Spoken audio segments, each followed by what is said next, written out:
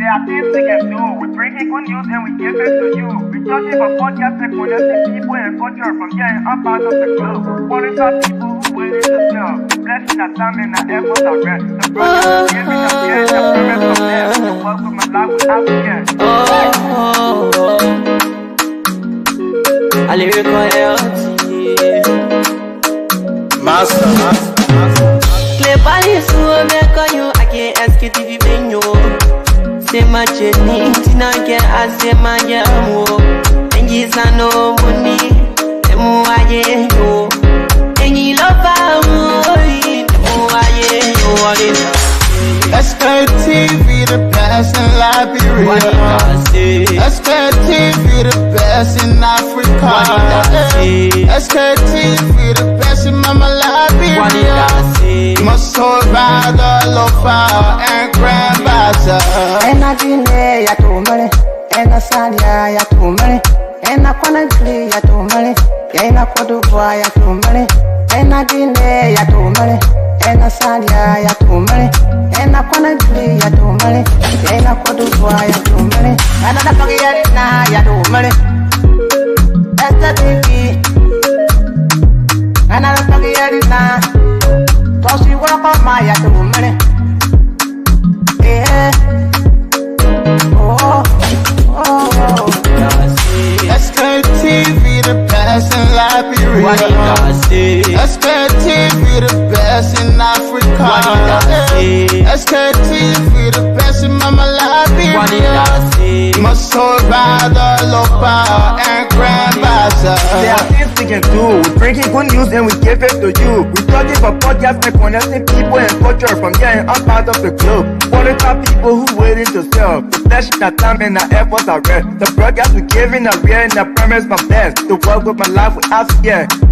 From Grandfather Nima to Lufa, from Riverside, River G to Chile, from Grand Crew, Bombing, Kidman, Montserrat, San to Backbaloo, from Maryland, Bonk to the Mikey B. We the best in the land, yeah, LIB. We the best in the land, yeah, LIB. We the best in the land, yeah, LIB. Sktv, the best in Liberia. Sktv, the best in Africa. Indeed, a wet Friday. For a matter of fact, this Friday having to be a wet Friday, and the 29th of May, and the 5th month and the year remain the same.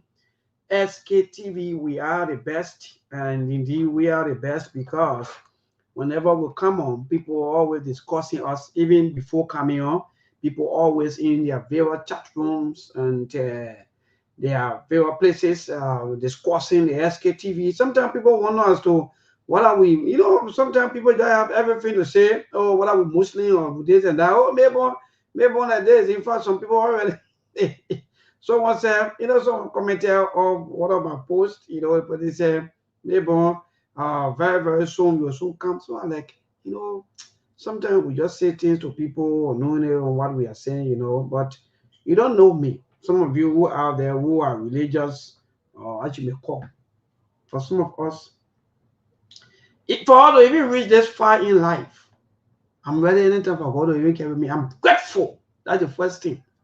To even reach that far, you don't even know where God took some of us from. You don't even know. He tell you that we are not ungrateful. Like some of you are doing today, discussing football issues, you just want to mix everything with politics. Somebody sacrifice their life or certain time just because of certain situation. You take that and turn it into politics. You want to be ungrateful. Some of us, we are not ungrateful to God. I think I'm happy. I don't have to have duplex, have luxury cars, and be up and down. You see me when I'm driving. They, oh yeah, maybe no. Reaching or having properties or having, as you may call, make you to reach to the level you want to. No, the best level is to have interaction with people. Your love towards people, the way you treat people, is the best thing you can ever do in your entire life. The impact. Right now, we're good evening to all of you. When you are ungrateful, all the people who are discussing the sports, who jump from politics and join to sports or messing sports, They are the kind of ungrateful, you know, the one that's more, I want to be using the kind of, I just, all the kind of thing that other people can say. But don't be ungrateful. Look, by the way, the other thing we can help us to show people, those of you who are watching, today is Friday. If you know what I know, if you owe somebody, go back to them and apologize and be able to settle it and tell them when you were paid. People are no longer living things with God anymore. Let me just tell you people now. They rain or fall. In fact, our instructor and wife I start looking for where to have. Because it's possible that somebody may carry me to some kind of more lesson herbalist or traditional person or how you may call. You know, and who knows? So these are kind of more things that what we are happy for in this life. We don't owe nobody. Nobody cry on money. And you get time for, I don't owe nobody. So the like a struck. They turn on like a camp, anything like a camp. By the way, people are now requesting, Liberians are requesting from the traditional herbalists or I don't know the chuchu that you found they met you try some of your work, saying you've been lesson, that they may try your work on some of the politicians. Well, for me, and I Indian one. Your help us share the show. Steve will soon be here with us very soon, people. But interesting though, you don't mix sports with politics. When it comes to sports, that one, there are thousands of Liberians that will tell you that yes, they side with former President Weah. But when it comes to politics, they will tell you no, I don't have interest in them becoming politicians. That's all right. Don't be ungrateful. Amen. Liberians. So I have a politics I carry on my people. That even little things that people will do in your life. People call me quite recently from the US, you know, and we're discussing the same behavior. Somebody saying 50 you just shouting, I only 50 you are in fact you are ungrateful. You know what I mean? The people used to call the people name ungrateful. What do you mean? I don't want to call it, but maybe when Steve can, or maybe but Alina can, they will call it name, but some of us we don't want to go that route. But in your entire life, don't be ungrateful to people. Listen, the Bible talk about these things. That one, when you go to the Lord's Prayer, I tell you that, lead me not into temptation, deliver me. Father God, free my debts. As myself, free my debtors or people who owe me. Let me free them too. So again, we get this kind of behavior. We owe people we don't want to pay. And when they go to us, we say, we cost them. We say all kinds of things. But uncle, how much that person owe you that you go show like that? By the way, Steve, my man, I think I'll go. What kind of behavior is this? Chairman, that's your issue. Look, Chairman, you got to pay fine. Chairman, so you bring me to your. Is it Barrow? I think that Barrow, right? Don't be not man the chairman right now. The chairman. Thank you, brother. The chairman right now. The chairman in Zaga logo move. Oh. And when the chairman in Zaga logo move, I mean, laughing at our friendship. Oh, yeah, you're right, okay, chairman. Let's share the show. Happy Friday. You don't mind Milburn, man. Milburn, just follow here. Happy Friday. Liberia is an interesting country. Happy Friday. Happy Friday. We move from we move now from putting Goa on people now to going to Belgium to send leg me. We're getting there. We are getting there gradually. So that bag on history thing will happen. But anyway, folks, let's share the show. Let's share the show, please. Please, let's share the show. Please and please. Good afternoon, good morning. Yes. All of you. Yeah, as you already know, the chairman. The chairman is here. Ali, welcome to the show. Chairman, what's up? Maybe we are talking to our listening audience, followers. We are here again. Glad to be here. Happy Friday. Yes, that's it. My man, I need that man no more. Yeah. Oh, and I said, Steve, just imagine all the way the guy, in fact, in government custody or in prison or in police custody, what you may call. People are requesting for the man number. But why the man in prison for? The man are people. Why the man in prison? The man was given license to do his work. He's not doing anything illegal. Why did she put him in prison? I want to know. Well, I don't know what maybe that for I think they got to imprison him for I think but they can get a lesson. Even in the US, and they can get a lesson for fishing or maybe for hunting, right? And that's certain animal you can kill. Yes, so maybe that, I don't know, but maybe that. Yeah, you had to get lesson for all of these things, and when the hunting time reach, we know. When it is not hunting time, you can't just go out there be killing sheep. Be killing the animal. You don't do that. I knew a guy that was licensed for the Ministry of Internal Affairs. That guy used to do a kind of horrible thing. And yes, when you tell you say you buy your own, you will expire today, you will expire. When you hire a lesson. So the man hire a lesson. He was not doing anything illegal. The government know that the way he can do and they lesson him. So why have he arrested? Folks, let's share the show. As always, the Liberian women are the most beautiful women on earth, and the Liberian people are the most important people on earth. Let's share the show. Join the show today, wherever you are sharing your different chat rooms. But some of you will not like some of us. For me, like I always said, I never came on social media to be liked. I came to say what is right and what is truthful. The most important thing is some of the things that we say here, you might not agree or immediately, but it's good for you to go and sit and think about it, what we said. Instead of just reacting, go think about what we said. Yeah, don't get best friends. Think about it first before you get emotional. And it will make more sense. So let's share the show. Melbourne, anything social, apart from the medicine man issue that we talk about, anything social that you guys want to bring? I think that's the only social aspect apart from the sports where holding and pulling, but I think that will also be discussed. But again, yes, I think social. I think besides the medicine man, I think some kind of social thing happened. But what about this other guy? That mechanic, you see, that video is so horrible. No, that one by be discussed after. You're breaking up, saying it? Mm-hmm. There's a I think you're talking about the guy that was flogged at him on I think in some garage, right? Yeah, but man asking for social. I think social so far, so social thinking. No, but man, Aliu's phone is his connection is bad. It's breaking up. I'm breaking up. I hear you guys very clear. I don't. And I get okay. I think it's better now. Okay. What you were saying, Aliu? What you said? Please, can you restate what you said?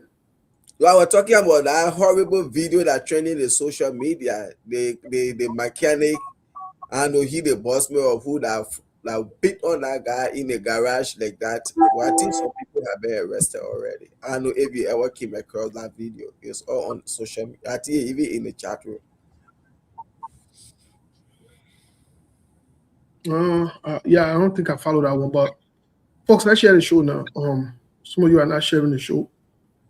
In terms of, you give us a little share, man. That would be good for us. Yesterday, I saw some people getting vexed again because we talked about 10:30, and we talked about what went on. In other news, my friend. I have a friend who just announced on social media. It's an open secret. My friend Kanvi Adams. We went to school together. She's a good friend. Politics aside, she cool people. She just announced. Yeah, it is with heavy heart that I announce after 22 years of marriage, my former husband and I have officially parted ways.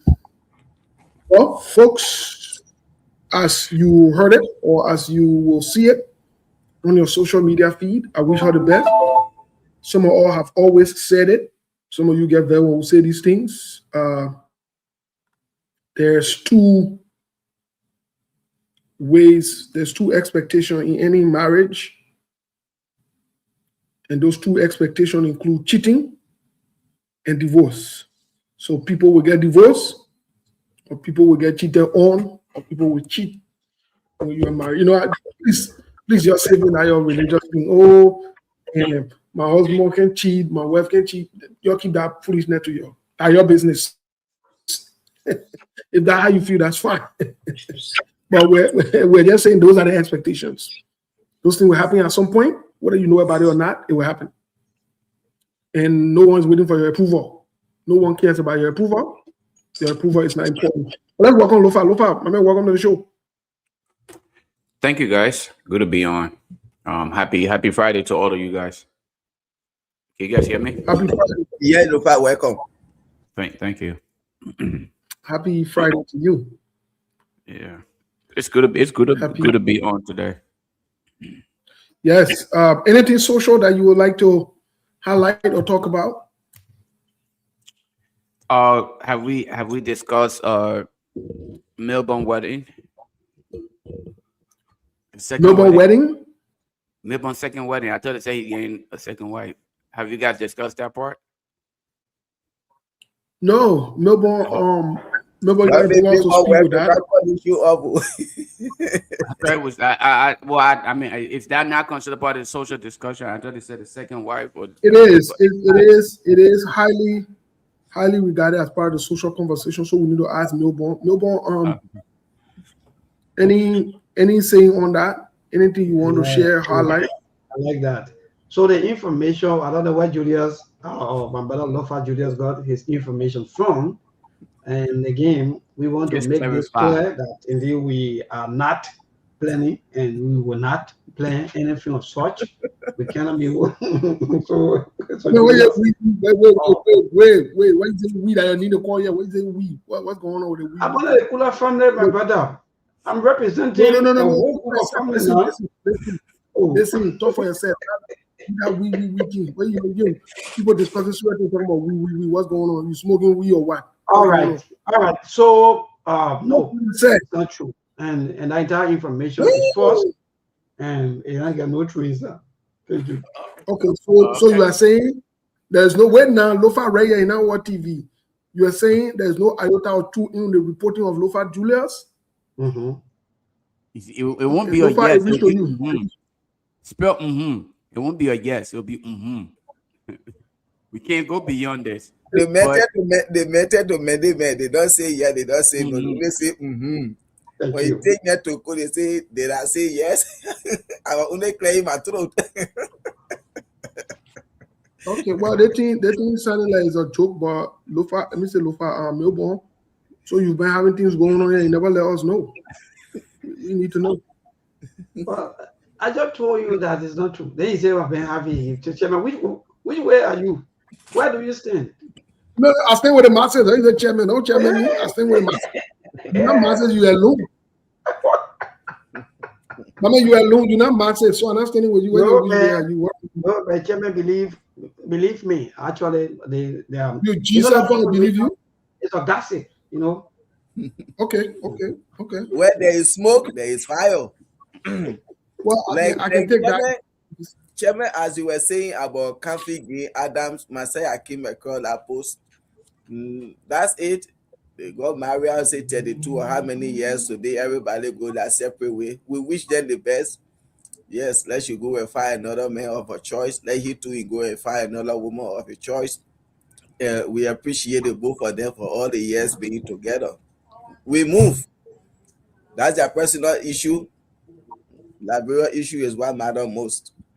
And Steve, how many years have you been together for? Please, 32 years. 22. Okay, 22. Okay, 22. All right. Yeah, go ahead. Yeah, but in other news, President Joe Weah,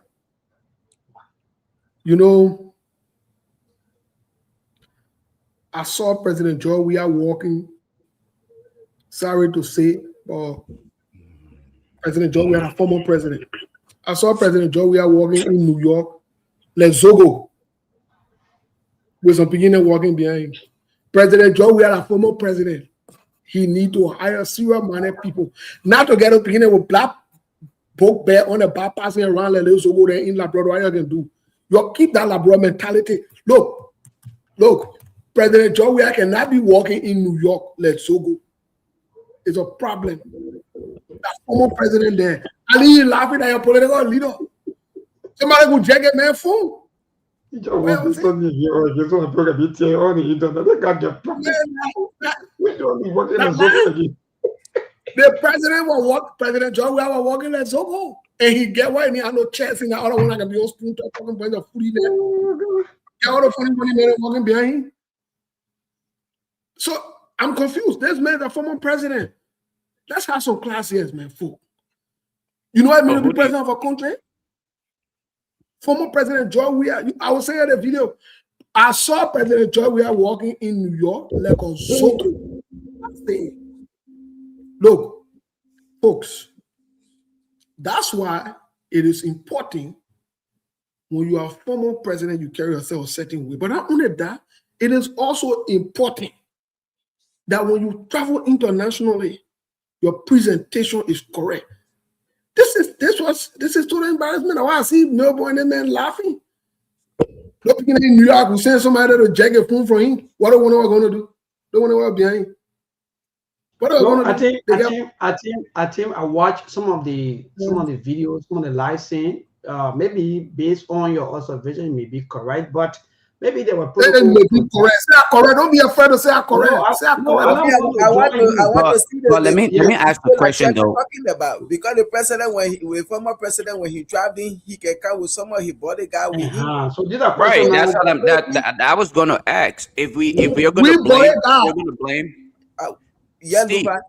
Steve, if we're gonna blame anybody, shouldn't we be blaming the current government? Because as part of former President George Weah's his amenities, that those are part of his benefits, right? He's supposed to have security guards. So if the former president, is actually traveling without those security guards, shouldn't we be concerned as far as what this government is doing? Because former President Weah is not the first person. I think Madame Sirleaf, at one point in time, she was seen somewhere. I don't remember specifically where she was, but without her security as well, but with one lady who was accompanying her. And this is now with former President George Weah. Folks may say that, again, he's very calm, humble. Nobody may want to bother him because they really have no reason to. But at the same time, let us look at it realistically. Is the government doing her part? Or is he personally just saying, okay, hey, I just want my freedom, stay away from him? But even at that, I think there are some regulation that comes with it. So while we can say he's roaming the streets in a certain way, let us also not forget that, that the government comes with a responsibility. Thank you, Lufa. Yes, yes, I think thank you for bringing in. Yeah, that's a good thing to bring up. And the reason I raised this issue, I raised it in two folds. The first part of my concern was, look, once a president, always a president.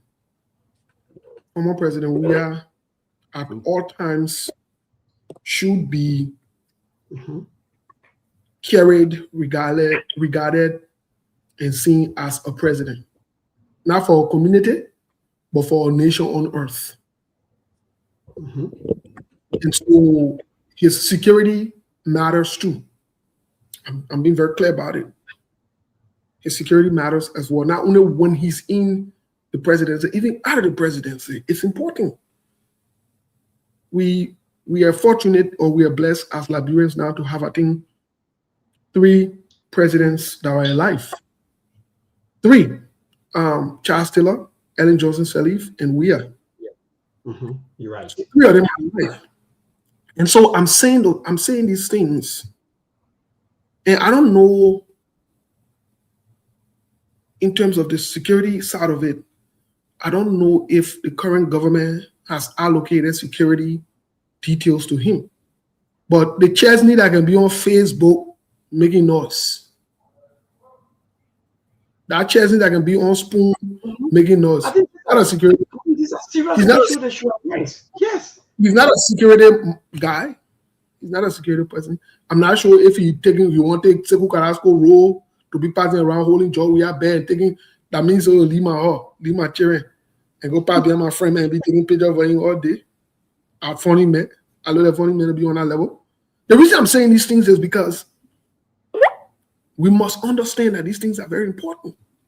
And so some of these things need to be taken for some serious considerations. Some serious consideration. You never know who might have, something negative or whatever it is. So, I'm not saying this to look down on the former president, but I'm saying that as a precautionary measure so that they're presenting themselves representatively, especially as someone who still seems like he wants to come back to the presidency or whatever it is. Yeah, you understand? So, Chairman, let me just add up to you to that. I think you will just close on the entire stuff. Steve, you may be right, and thank you for thinking very, very fast when it comes to, because myself I followed a lot, and I saw even the former president taking some photo. In fact, there was a lady that also called his attention and say, "Oh, and then my son will take photo with you." Or look, I think you're right, Steve. Sometimes it's not just about CDC and this and that, and people just all on the internet arguing, insulting one another, and making our country to be like we don't even know what we are doing. Steve, you're right. We can't have our former presidents, like Lofa just talked about Manaseri, to go to places and they are vulnerable. Hey man. What? No, Steve, go ahead, my brother. But thank you. Go ahead, but Steve, thank you for bringing it up. But I think our government look at this very, very carefully. Thank you, Chairman. You see the problem here, even when this government came to power, that one of the laws that were in town about giving the former president EPS and all that thing, and they were there, oh yeah, we had to cut the number of EPS down, or every week we had to be changing EPS that will be assigned to you. And when you say you want to be changing EPS that will be assigned to them every week, if you send 3%, then next week you carry there, you bring another. No, you don't do that. We don't really know why these things are happening. You and I know, Liberian people know, when Bwakai was a vice president, we went to him, how many men you need to be assigned to you, and the number he called, we say, okay, no problem. And people that he felt he trusted and wanted to be around him, those were people he selected, and the president assigned them to him. But when we actually select people that he want. But he, Bwakai, or his administration, they should be sending EPS to the president after every 1 week. They take them, they bring another people back after. And I don't know how that confusion ended. And today you wouldn't see the president with few guys around him. And these are some of the things that in Africa, our people, they don't want to leave power, because when they leave power, people want to abuse them. They don't want to respect them for the time that they serve for, which is very, very bad. You and I know, like, Joe Biden is here now, Kamala Harris, those people, they are respected and they are heavily guided anywhere they go. You see, why can't we do the same thing? This is why you will see always in Africa, this thing will be happening. Because the person say, Jordan, when I leave power, nobody don't want to respect me again. They will want to treat me anyhow. But that is it. We pray for George. We have safety in and out of Liberia. Anywhere he go, God guidance and protection upon his life. Thank you. So we joke with these things, but yesterday I want to bring it back. Thank God Lofa and AB are here. I want to say something, because for me, I like to say so that we all can try to put ourselves on record. But I want to ask you guys a question. Speaking of President George Weah, when he first took over, one of the things the opposition ran on at the time was the condominium building. However, nobody from the opposition took a step legitimately or took a strategic step to say, let's ask LACC to investigate where President George Weah got the monies to build the condominiums. Not only that, the opposition did not put the LACC and the Weah-led administration on record by reaching out to the international community and informing them that they are requesting a formal investigation into, the condominiums that were built or allegedly built at the time. We see the ANC and Mr. Alexander Cummings made that move. Not only to LACC folks, but, and we stand to be corrected on this, that international partners were also alerted. Lofa, why do you think this move is? What do you make of this move, and why do you think now the ANC or Alexander Cummings is making that move? Hey, Alexander Cummings is here. Buakada is friend. What's out there on record? So, you know, with that said, Steve, let me just say this before I even get into that. At times, people learn from their mistakes. And if you can't learn from your mistake, then I guess you're not a human, or you have no desire for progress. We made mistakes a few years ago. Some of us, like myself, I hold myself accountable. When we said we were going to be independent, we wanted to stay in the middle, play neutrality, knowing very well that Liberia depended on the decision that would be made. Instead, we said we wanted to be neutral. Today, we are all feeling the pinch of that decision that we made. We know what we regret, or I should say, I speak for myself. I regret why I did not make a decision. That's part of the reason why, from the get-go, I have made it clear that I, Lofa Julius, support Mr. Alexander Cummings for the upcoming presidency. And the reason is clear. You just spoke to it as to why it is important that people like Mr. Cummings is considered to serve in the presidency. One reason, things that he's doing, okay, that would be considered in the in the Western world, that would be the typical actions that are taken. Most Liberian politicians or political parties are not looking in that direction. We need to transform Liberia. And in order to transform Liberia, we must test the legal system. Mr. Alexander Cummings individually tested the system when people were saying to Mr. Cummings, stop wasting your time. Don't go over there. This is all political. The entire case is a combination of CDC and UP having to merge against you simply because they understand what you bring to the table. You are being identified as Mr. Clean Hands. They said no. So both institutions merged against him and he was attacked. He did not walk away. He made sure that the system played her role and he came out vindicated. Mr. Clean Hands, he remained. Today, he is also utilizing the same system, but he's telling you, regardless of how you see it, if you choose to ignore this initial process that I'm testing out, then I will have other options. And that would be not to simply come out here and take to the streets, but nothing else, but you will make sure that our international partners will be a part. So it is on the government now. This is something that we expect all other political parties, all of them should be a part of this process. They all should come out and make sure that this government is held accountable. These are things that are done in other parts of the world. And that's part of the reason why some of us will remain committed and consistent to this idea of a true transformation in Liberia. And that's the reason why we must take the third lane as Mr. Alexander Cummings to put us on the right trajectory. Thank you so much. AB, there, before I bring Masale in to react to this conversation, AB, there, let me ask you this question in another way. Why is it that other opposition members are now? Let me put you on mute first because I think he got stuck on the back. Why is it that other opposition members are now joining this call? But then on the other flip side, why is it that Unity Party people are mad? I thought people wanted accountability and justice. I thought they wanted to, even if they can go after Joe Weirden or whatever it is, as they claim that they would have gone to hold Joe Weirden accountable. Why is it that they're not happy? They're not excited? Why the Unity Party who supported Joseph Boakai because they felt he was the man that was going to bring, accountability and justice? Why is it that they're not happy that their own government giving a perfect opportunity to do what I was saying, like, bro, show the juice on the issue of accountability? Maybe you there?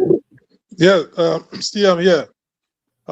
Firstly, man, let me say good afternoon to you guys in the States here, and then good evening, Mabon, And let me say good evening and good afternoon to all of the followers. You know, those are salient questions, Steve, you're asking, and points that you brought up.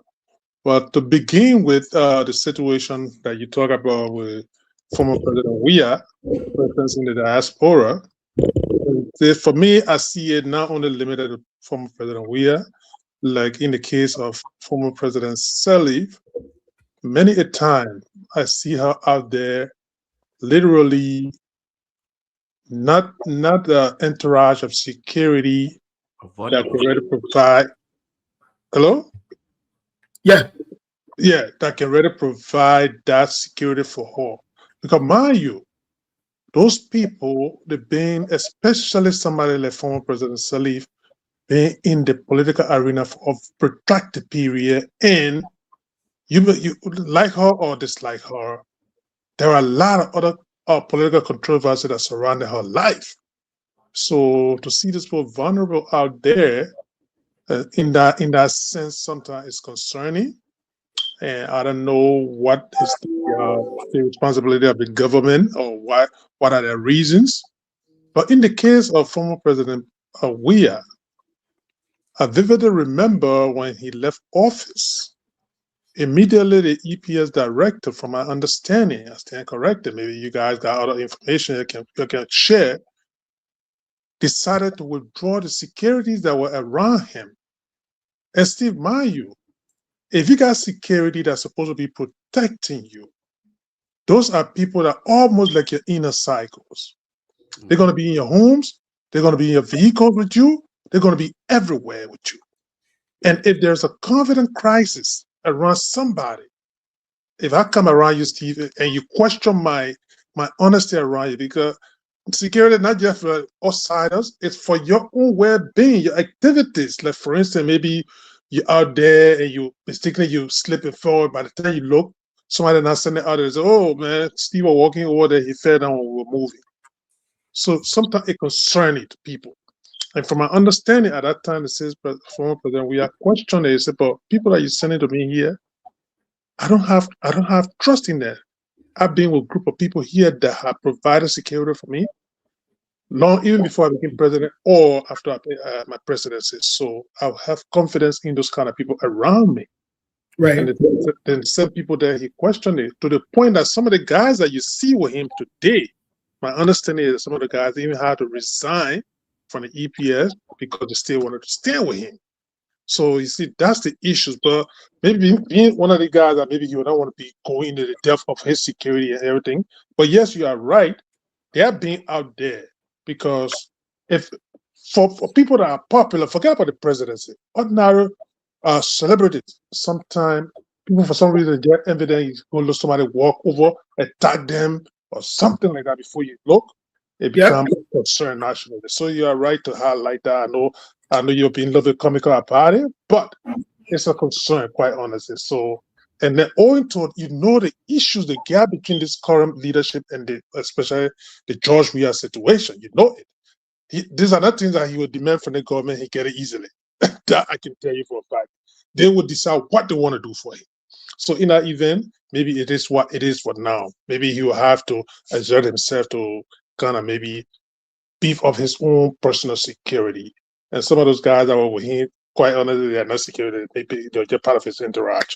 Anyway, now when it comes to when you talk about Mr. Cummings' position, firstly, again, let me reiterate that I commend the initiative of the opposition group led by Mr. Cummings to put it on the record for what is unfolding in the country, Steve.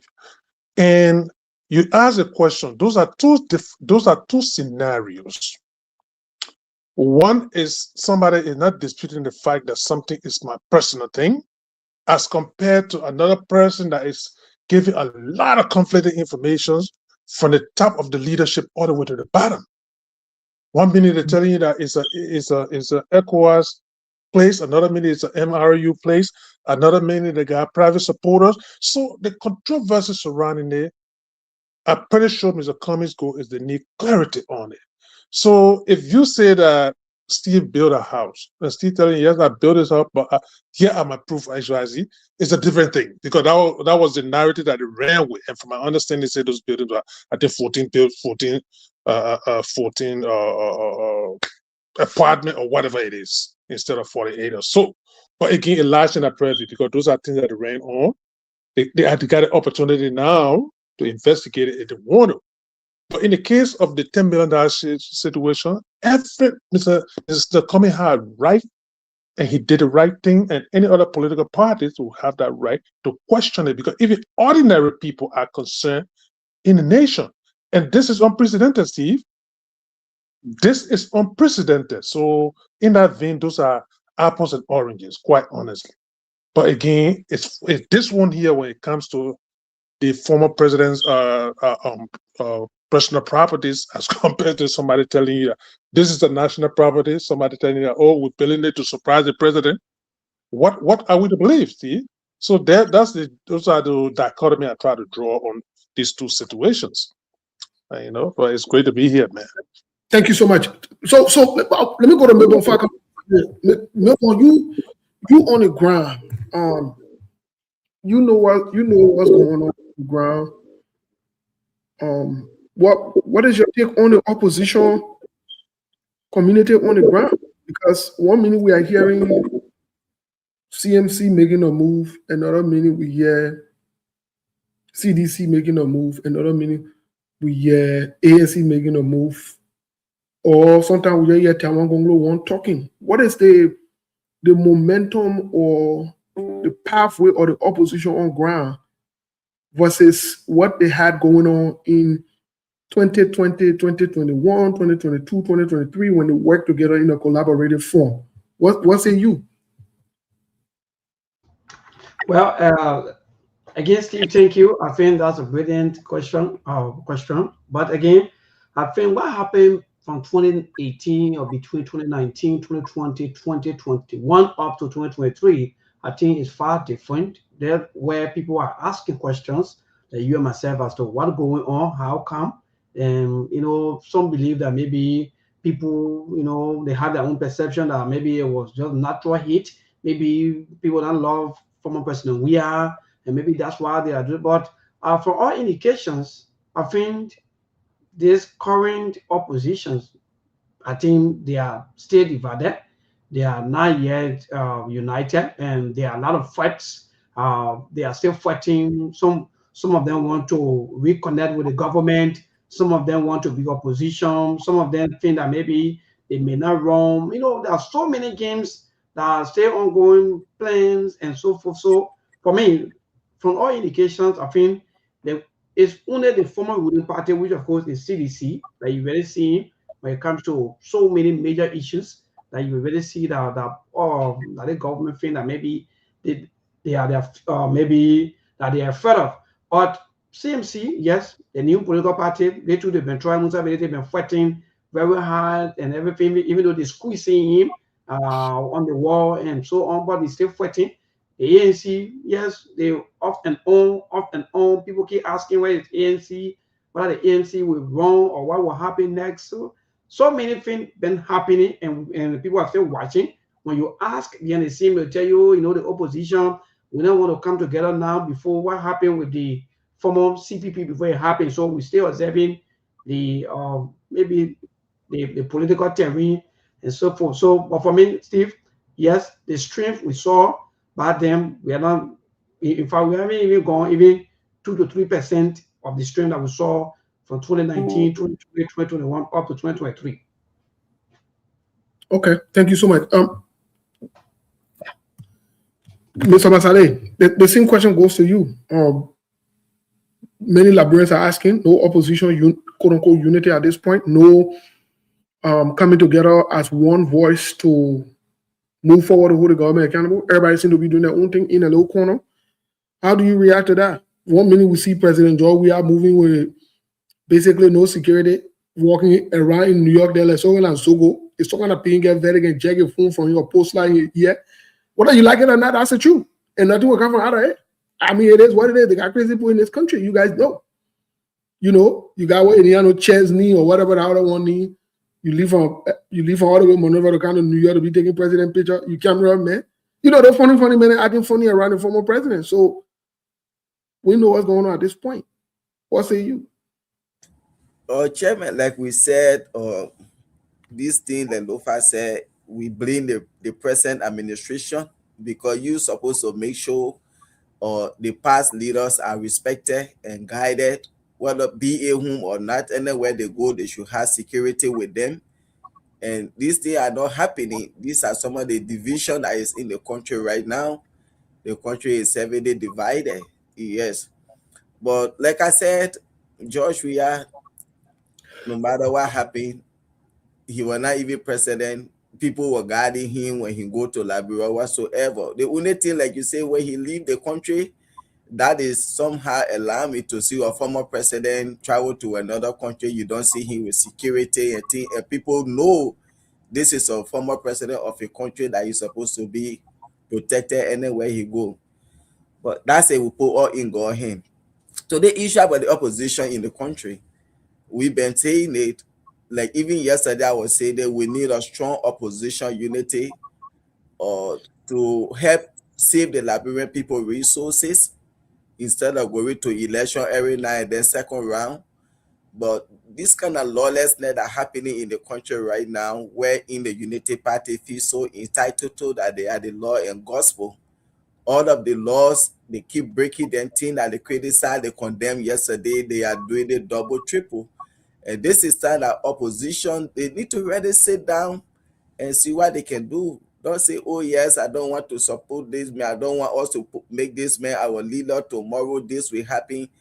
You just need to put aside all your egos and things. You sit down and see what you can do so that we can have one round victory election. Even if there will be second round, like I said yesterday, there should be a very wide margin between the opposition and that of the ruling party. That's the only way. And what Mr. Kumi is doing, this is why we want every opposition to be doing. Like what Mr. Kumi did, we want to see other opposition leaders standing by him, supporting him.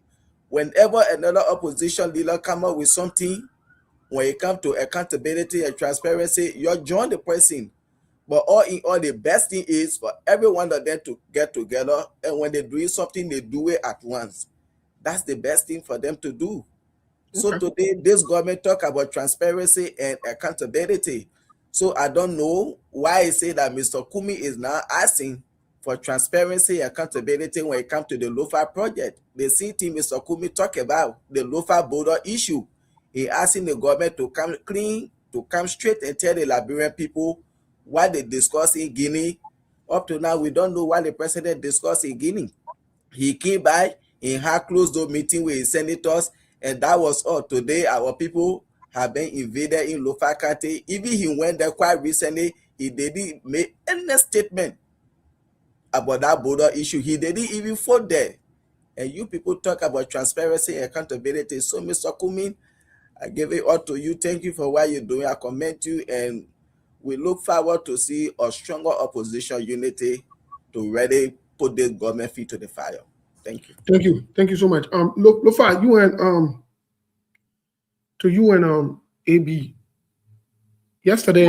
Last day, Chairman, 30 seconds. And what you just said, I really want this government to investigate. We are one of 100 condominium, 40 condominium. This government, before they are turning in, they must investigate the former president about those property. They need to do it. They promised the Liberian people, and they must fulfill their promise. Thank you.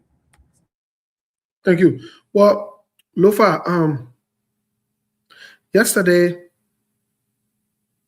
Milburn played, and maybe during a break, Milburn will replay that quote unquote confirmation hearing. From what we are gathering behind closed door, it is alleged that all the questions Senator Darius Dillon was asking the NEC nominee, they are already playing it. They already practice, coerce those questionings. And so that's why Senator Darius Dillon was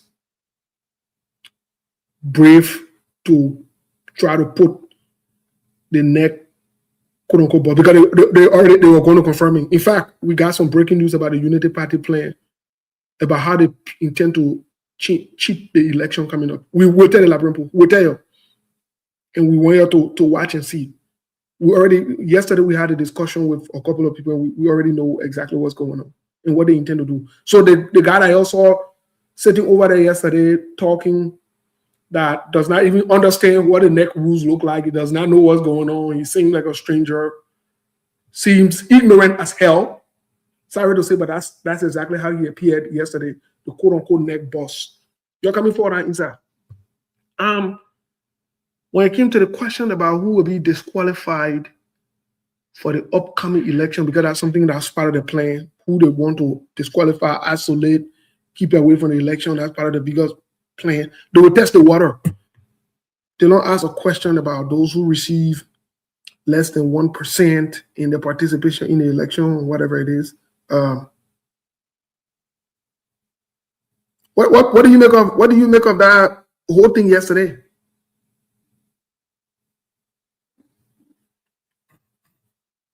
But go. Yeah, Steve. I followed that particular proceeding yesterday, though not from the beginning, but that the portion of it that you talk about, especially with Darryl Dillon questions.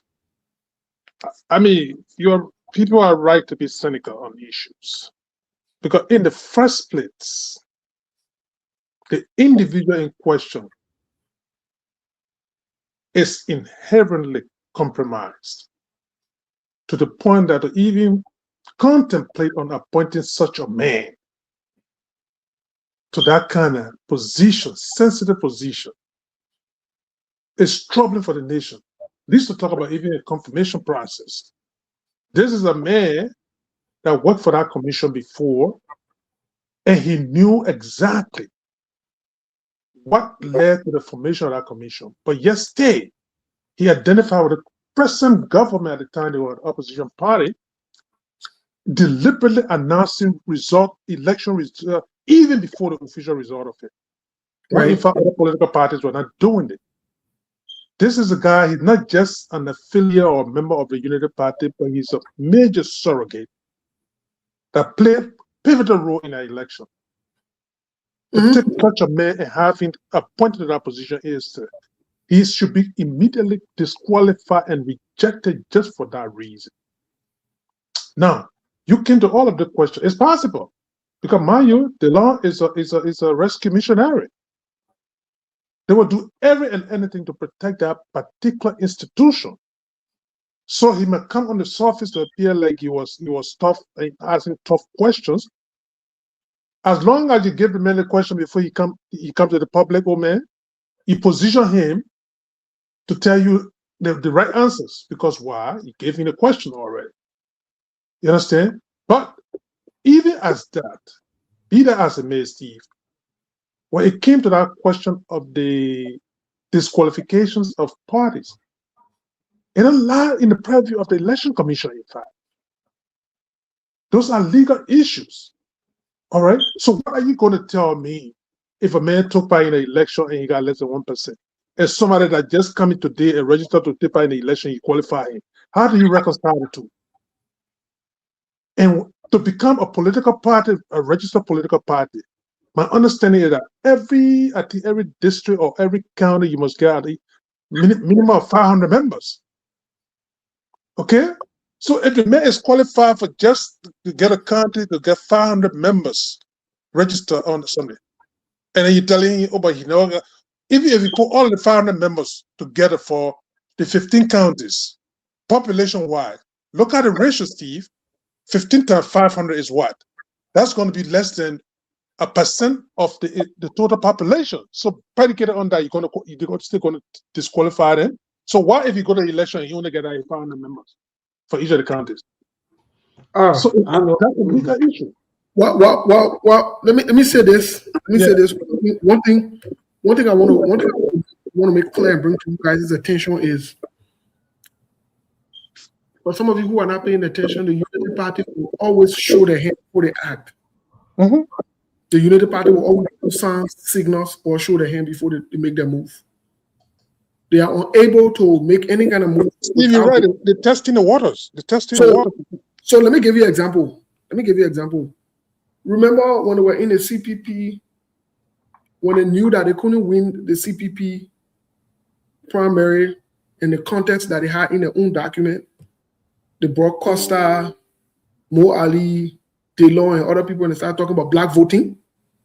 You can remember? And when the public opposed the black voting, they worked with the CDC to trump up bogus charges against members in the CPP at the time. Let me say this.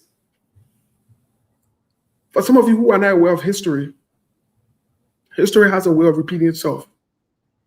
When you elect criminally minded people, or serious people, unfit people to office, and you expect them to do what is right or to lead you the right way, that lie. I gave you a typical example. The people in Nigeria are crying today. They elected Bola Tinubu. Some of you don't even know the record of Bola Tinubu. Bola Tinubu, the Nigerian president, is an ex-drug law in America. He used to live in Chicago. Chicago, yeah. You have that criminal old man as president, but you say you will do good. How does that work?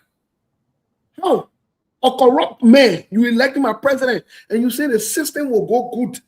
That's not how life works. So I'm saying this to say the United Party has a plan for 2029 because they know the Labron people will not vote for them. Look, let me tell you something. The United Party are aware that the Labron people will not go and vote for them. But the United Party are also aware and also have a plan. First of all, in 2028, you're listening to this, the justices that are there, most of them on the Supreme Court bench will be retiring or the time will be expired. Joseph Boakai will have the opportunity to appoint most of them or to reappoint them. At the first place. The second place, elections are now stolen on election day.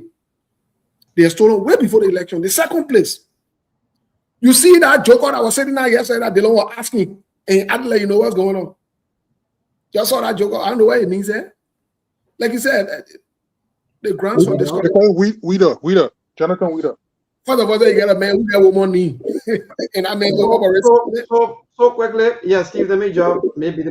Hold on, I come and turn it to you, Lebon. I come and turn it over to you so that you can lead on into the news break. I'm saying this thing, the Jonathan Weeder man who got a woman knee. Look, if the opposition does not stand up and oppose Joseph Boakai right now, when they go to election, Joseph Boakai will rig the election, and only two things will be left in our country. Either we'll go back to what they did in 1985 that led to 1990 or 1989, or we have no country, like Boakai said. This is very serious. You guys think this is a joke? They'll keep fooling around. These guys are criminals. They don't know anything else besides stealing, lying. I'll leave it there. Maybe I'll turn it over to you if we're going to. Thank you. Even though I will leave the other rest of the team for the 15 minutes break, but I just wanted to say on what you talk about the elections, the election law. So I think they talk about the political party certification. I think in section 8.5 of the election law that said that NEC can deregister a political party if it failed to win at least one seat in the legislature or fails to get at least 2% of votes cast in presidential elections in 2 consecutive general elections. So I don't think ANC, the people are saying, oh, ANC may not know. So I think from what I'm reading here, I think ANC will survive. But from all what they're saying here from this session, I don't know whether they will work, because we've been having people, we've been seeing people that also been having 0.01%, 0.0%, and all these kind of things. Maybe these are people that I think that they're talking about.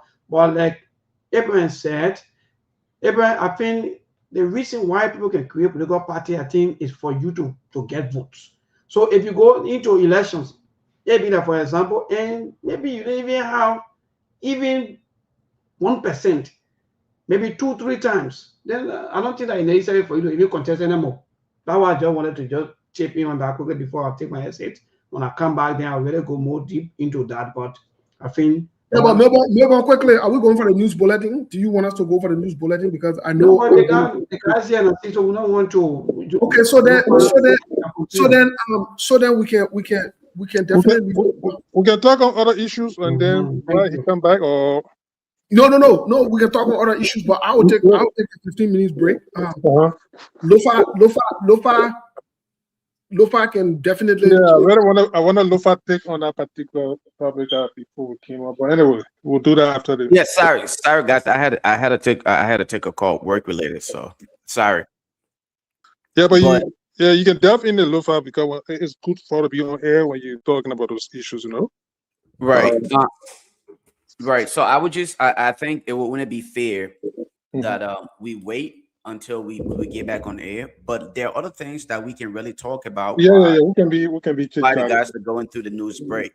Right. And I think some of those things that I really want to emphasize on is the issue of opposition unity. This is the key part. With this conversation was held, and I want to continue to emphasize on this. But this is the catch to this whole opposition unity. Sometimes it is often it is often said, not even sometimes, it's often said when the snake bites you, you see a lizard, you're afraid. I think that's an African proverb or something like that. Yeah. Right. Yeah. Right. So because of the consistent level of inconsistency, and I want to be very clear, the consistent level of inconsistency amongst politicians in Liberia, almost everybody don't trust themselves. They don't trust any political party at this point in time, considering the dismal failure of the current government. You would think we should start having conversation about opposition unity, having to identify key figures who actually brings so that that unity and your strength to transfer to that unity. Unfortunately, this is not the case, brother.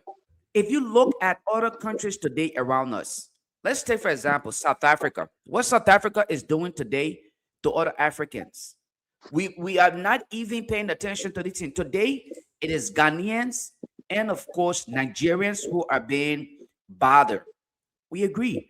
What will become of Liberians tomorrow when Liberians start to be targeted?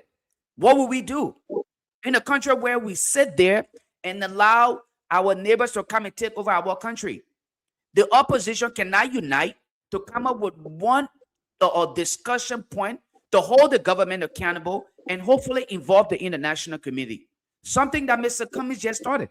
If I were in the opposition camp, like CDC and other political party, I would expect them to come up and say, you know what, let us support this statement and unite under one umbrella. We should not have to wait to be victims of these kind of things before we start to act. And this is where I'm coming from to say, if the opposition is going to unite, let us unite, understanding that this is not about individual benefits. Let us look at Liberia first. And then we can make decisions as to how we proceed. Until then, I think UP has a better hand. These guys, like I said, and I will end on this note. I hate to sound long-winded, but these guys are crafty. I said this during the election. I said, if you bring UP to power, you're bringing sophisticated criminals. And people thought it was a joke. Now you see how they go or what? You see how they word things and justify the criminality. I stop at that note. Yeah, you see, Lofa, what your concern, those are legitimate concerns. And the current composition of opposition parties, their strategy is quite different from what happened in the before the 2023 elections. Here's the thing. United Party in itself, at the time, they were just the government in power. That party literally felt that it was a dead party, Steve. I mean, Lofa. It was a dead party. It was the effort of the likes of communists and other people that literally resurrected that party. And they were desperate for that unity from the very get-go. Just imagine when George Weah and the CDC came to power, in less than 4 months, they orchestrated a major demonstration in our country with the support of the opposition black, Mr. Cummings and other people, and they jumped that bandwagon, and that's how they managed to amalgamate that whole thing, talk about, what was it, CPP and all those things, because Unity Party wanted to be strong, and the only means they could be strong or relevant again was to convince people like Mr. Cummings that they jump on board, put it under the guise that, oh yeah, we'll have an open primary and blah, blah, blah. And other opposition parties fell for that thing because they knew within themselves that if they are going to the anticipated convention for the arrowhead of that CPP, Unity Party was not going to come out victorious in it. But they needed some relevance, and that's how they managed to convince people that Mr. Cummings to come on. Unlike this crux of opposition right now. You understand? You have a political party that was just in power and stayed very, very strong in the country. Right. Told that, as compared to, look, let me tell you, if CPP had never supported Buckeye, United Party was dead. That was a clear-cut thing in our country. You understand? So, but for now, I know people are concerned, maybe the public display of this so-called unity or speaking in unison, people are saying it, so they're concerned. But I'm being made to understand from my sources and other things that the people are communicating. They are interacting, both through their chairmen, surrogates, and other people. So they're having conversations, Lofa, and those conversations might lead to something. But quite honestly, at this year 3, to say that you have that kind of CPP-like thing, it's not going to happen now. So Ali, before and excuse me, I'm sorry, not Ali, but Ibrahim. Yeah. So Ibrahim, let me just throw something in there before Ali comes in, right? Right. You know what we cannot do is to become very comfortable with the rumors that they are working together, because we are not in the circle. So we are not being notified. For people like you and others who may have tangible information to say, okay, yes, this is really happening, maybe you can notify the public. But I personally, what I honestly dwell on is to see action. At this point in time, we want to see action. This is exactly what UP did. They strategically coined this narrative that the opposition unity needed to have an individual at the top of the chain in order for all Liberians to support it. Even though that individual at the time, President Buckeye himself, did not feel comfortable and he did not see any direction as to how he could successfully lead the opposition. He could not. That's part of the reason why when the CPP were formed, if you can recall, President Buckeye did not, or he refused to serve as the first lead person. The old man said no. To chair it at the time. To chair it. That's when Mr. Cummings came in and he put together the basic, the fabrics of things as to how things would be structured. And when things started to go well, then everybody started to show up. Under Mr. Cummings' leadership, the CPP won several seats. Now, let us move forward. Then they brought in old man Boycott. Everything crumbled. Crumbled completely. Everything crumbled. The CPP started going to court. The CPP decided to start doing things. So all of these things were planned and orchestrated based on their motive. And I think that's part of the reason why other political parties are saying today, okay, this is the quality that we have. This is what we bring to the table.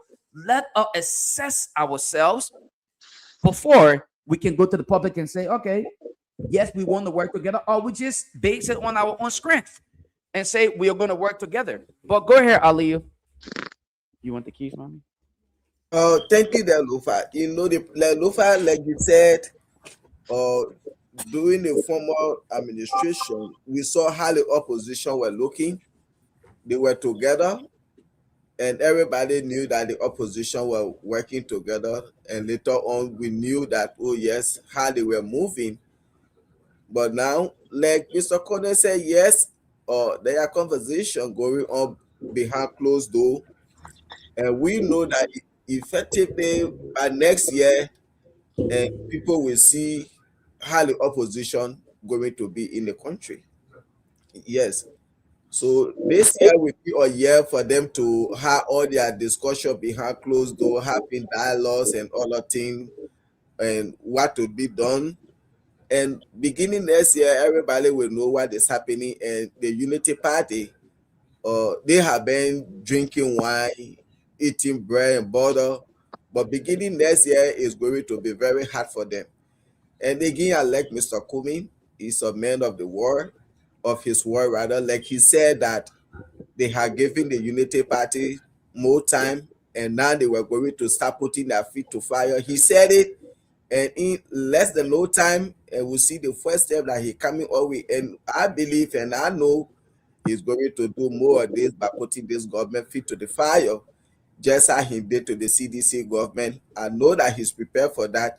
And this is what we want to see. We don't just want Bakai to feel like, oh yes, he's the law and gospel. Here is surrogates that they can just do whatever they want to do. Nobody care what they do. Everybody will say, let's just wait 2029.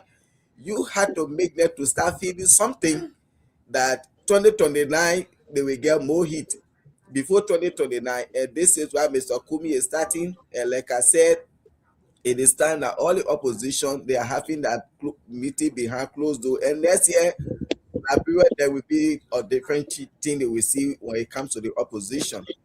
And for this guy here, or this National Election Commission appointed that went for confirmation hearing yesterday, like we are saying this man, even though people say yes, he was in a political party, according to him, he resigned, and they don't ask him if he had a resignation letter. He said he don't know where he put it.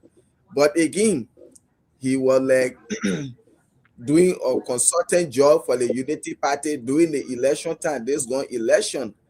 And everybody know the role he played. Even though they say, yes, he was higher, so you can hold him for that. But you and I know you cannot trust such a person. But other people will say, oh, yes, yesterday they were at Lasana.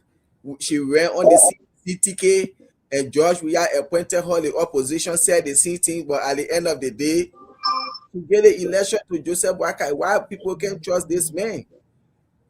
In my mind, like I said yesterday, and I will continue to say, if this man is being confirmed as National Election Commissioner boss, the opposition, they should start gathering together now. Once this man is appointed, they should really get together and do their work. If this election will go second round, there should be a wide margin between the opposition and that of Unity Party. If this man is confirmed, the opposition, they should put aside all their ego and see if they will get together. Nobody should sit and wait to say, oh yeah, second round, I will support Lufa. Second round, I will support Maybon. Second round, I will support Mr. Kone. Once this man is confirmed, opposition, you get on your feet. Thank you. But you know, Lufa, before you just come in, I know Maybon is almost back. Here's the thing. That country at this point in time, to even think about re-electing Mr. Boakai, you must be living on another planet. In a survival, the history of that country, 178 years or 79 years going now, there had never been any president that has sat in our country to allow their country, portion of that country to be taken away. It never happened.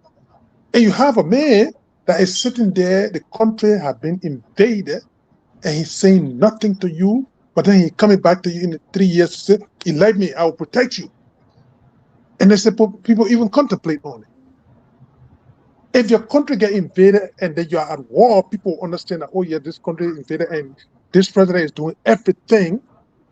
Because it's a question of, countering what is happening, not just the whole diplomacy. And you are talking about diplomacy, Julius, and then you see the president went to a conference and he said the other president asking how everything at the border. What sort of diplomacy is that? So the thing about it is also they'll come back to us at the age of 89-year-old now to say, oh yeah, can we protect you people? To even think about it. So the opposition need to consolidate, and they will do that. Cooler heads will prevail to see the sanctity of this country is needed. Not this kind of chaotic situation every time. I'm sorry. People are not trying to beat on this government every time, but look for, yeah, those things will eventually fall because why? There's a common denominator here. Mm-hmm. The opposition will obviously agree that indeed this is not a government to give them a second chance in this place. Right. So, AB, let me just say this, and then Milburn can jump in. Right. I hope the opposition would not try to use this age factor in the upcoming election. This government has failed miserably that you don't need to use age. Age should not be a factor because even before we get to 2029, President Boyka is far younger than the age he will be by the time we hit 2029. You see the dismal failure on the part where he even had to submit to another leader. Yeah. Who have to question him publicly as though he gave him an assignment, and then he had to come back.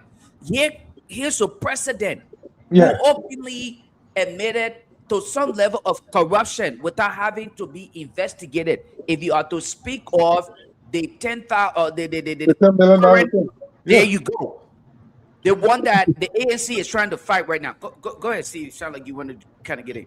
Thank you so much. Let's get to Milburn really quick if we're back. Milburn, are we back? Yeah. Oh yes, we're back 100%. We on the radio. Okay. So since we're back on the radio, you want to look to speak on that particular question that you asked, right? Yeah, we'd like to resume. Yeah, we want to resume the conversation. So that we can, since we're at this time, hopefully we can pay attention to the time so that we can cover a lot of grounds before we get even. So I beg you, let's pay attention to the time, gentlemen. Go ahead. Did you hear the question, or do you want me to repeat the question? Yes. No, I did.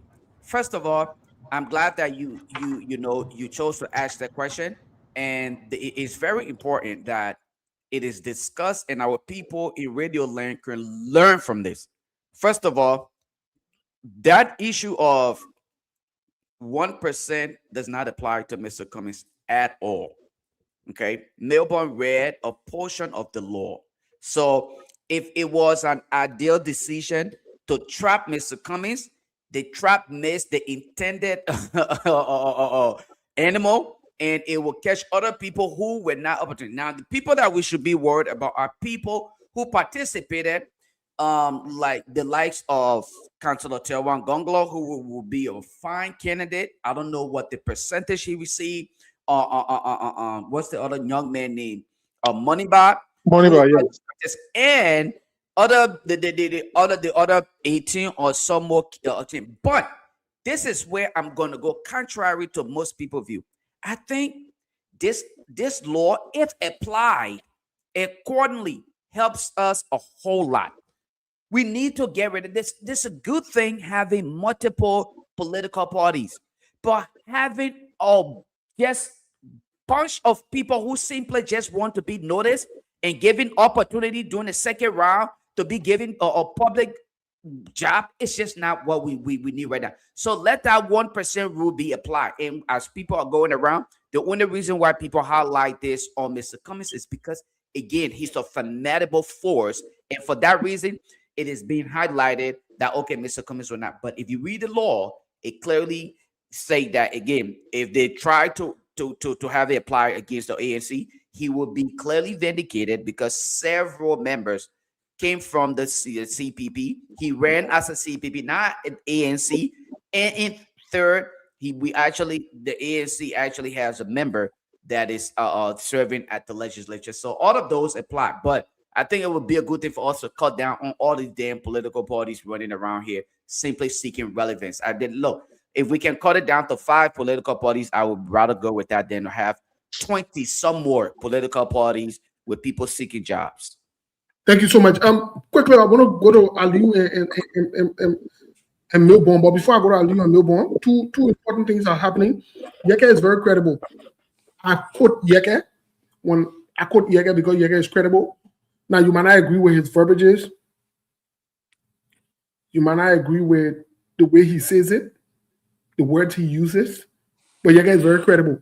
Yeke is factual. Yeke has maintained some consistency in the advocacy of doing the right thing in our country. And I will give him credit for that. Yeke is one of the guys that have stood with the Liberian people in making decisions, even when he was wrong in his choices, but he will still come back to redeem himself, such as 2023, he went with Joseph Boakai. When he saw that Joseph Boakai from the very get-go was misbehaving, he was the very first person to call Joseph Boakai out. From that time till today, he and Joseph Boakai now had a good relationship. Yeke is reporting that it is alleged that the government is planning to announce Ebola outbreak in Liberia with the pretext or with the context or with the long-term notion to get quote-unquote aid from World Health Organizations and other international partners. This is not far-fetched because we are dealing with a criminal government led by an old man that has a criminal mind, that has a history of lying, both internationally and locally, very unserious and irresponsible. I'm speaking about President Joseph Yuma Boakai. He's an irresponsible, reckless, unserious old man with a criminal mind. And I'm not afraid to say that. I'm not shy to say that. You won't say I'm disrespectful. That is your business. That's not my problem. That is your you problem. I will continue to say it because these are facts. I will use this descriptive adjective to describe Joseph Boakai's behavior. I'm not insulting him. I'm using descriptive adjectives to describe his behavior because this is how he has behaved throughout his life. Melbourne, how do you react to the nurse who blew the alarm and the government arrested her? Is this a contradiction? Is this a game?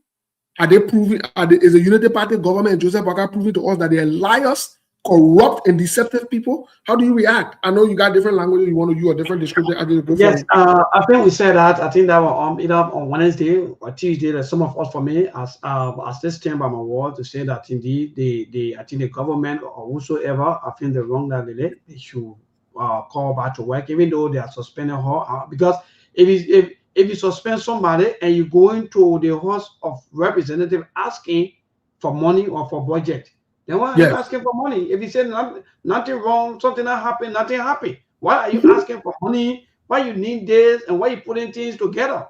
So that means you are not telling us that yes, indeed, this maybe the thing that lady said is true. So for me, Steve, I think I don't want to hear all the time. The government, they run a woman and they really embarrass her, they disgrace her, and that's what they did. Nothing. When you go to her and say, oh, she don't have the authority to go and pronounce. The woman didn't announce anything or pronounce anything or say anything to the public. The woman will call her voice and post it in your chat room where she part of. So if somebody take it from there, how that become a fault? That you want to punish her for that? But again, my brother, that is society. Thank you. How do you react? The same question goes to you. But Chairman, the government owe the lady an apology. The humiliation, everything they did to her, they need to apologize to her because, first of all, this lady, the leaked audio that came out, just had according to her, Josiah Joker web called them and put them on an alert that people came from Uganda, maybe one country in Uganda, or which country? Okay, Uganda. So Uganda and DR Congo. Okay, and she too, she was putting people on an alert. And today they put her in ambulance, carry her to the Liberian National Police, call for all of these things. Today she had been suspended. In a serious minded country, the best thing you could have done was, okay, This is why you say you call Josiah Joker Webb. Did you have any meeting with these people to put them on an alert about Ebola, or you saw people like into the country? No. You want to call her and ask. But instead, like I said, the Unity Party, they are law and gospel. Josiah Joker will remain untouched. She remain unquestionable. Nobody can question her. And they humiliated that woman today, disgrace her. She has been suspended. You and I know this government, when they suspend you, just can say goodbye. But no matter what it is, she will still survive. But they owe her an apology. If you people said she lied, after a few days, your chemo and say 16% or not something, then you're monitoring them. And like the other news you just gave now, quoting from Yeke, I believe it might be true. You see? So thank you. Thank you so much. Well, let's get something that's very clear. I want to know. Steve? No, I come to you, Lofa. I come to you. Steve, Lofa, oh, sorry. Go ahead. I'll come to you, Obi. Lofa, is this part of we joke around with some of these things, but is this part of the bigger plan of the government to censor people? The first thing is they don't want you to talk about the Guinea issue, the Guinea border issue. Now they don't want anybody to talk about Ebola issue, even if you are working in healthcare. The other part, even though we're laughing at this guy they call Sheikh or whatever his name is, even though we're laughing at him, but for the Minister of State to come out and say anything the man say now, it should be the president should approve it. Are we getting to the point where this is not only censorship now, but dictatorial thing that nobody can think for themselves, nobody should say the truth, so the president should come and lie, everybody fall in line except it. Nobody can talk about anything. You can't talk about it. Even though the truth said don't talk about it because Yeke was punished for the same thing. Where are we going? What say you, Lofa? So obviously, I think it is resulted to what you're talking about, right? Everyone must be censored. Can't say anything that is against the government. But my question here, as far as Yeke, I often say this, right? Yeke brought this upon himself. The writings were on the wall. He chose to go with it. So that's his decision. But here's my question. Was it worthy of the public humiliation that woman had to go through? Was it necessary? Did you have to handcuff that woman, have a media presence, and kind of tour her on the streets? Was it worthy when that was simply some kind, even if that woman decision to notify the public was unnecessary or went against the policy, the guidelines of the institution, couldn't that have been addressed in a much more professional manner, administratively invite her to the office, engage her, and then let her go, suspend her, and continue, instead of having to bring her to public disrepute the way they did that woman? Was it necessary? This is all about showmanship. When other people who have been involved with other things and they sweep it under the carpet, this is embarrassing, bro. It's embarrassing to see those who claim to have been knowledgeable and experienced in governance to exhibit this level of failure when it comes to governing. Governance is service-oriented, not showmanship or flamboyancy. Thank you, Lofa. Thank you. Let me go to AB really quick. AB, so looking at this whole thing, AB, my question to you now is, AB, I gotta put you on mute because the feedback once we're done. So my question to you now is this a crackdown now on citizens that nobody can say anything, nobody can speak about anything? The government decides what you speak about, what you talk about. Now they left it from the political people, now they're bringing it to professionals, later on to citizens.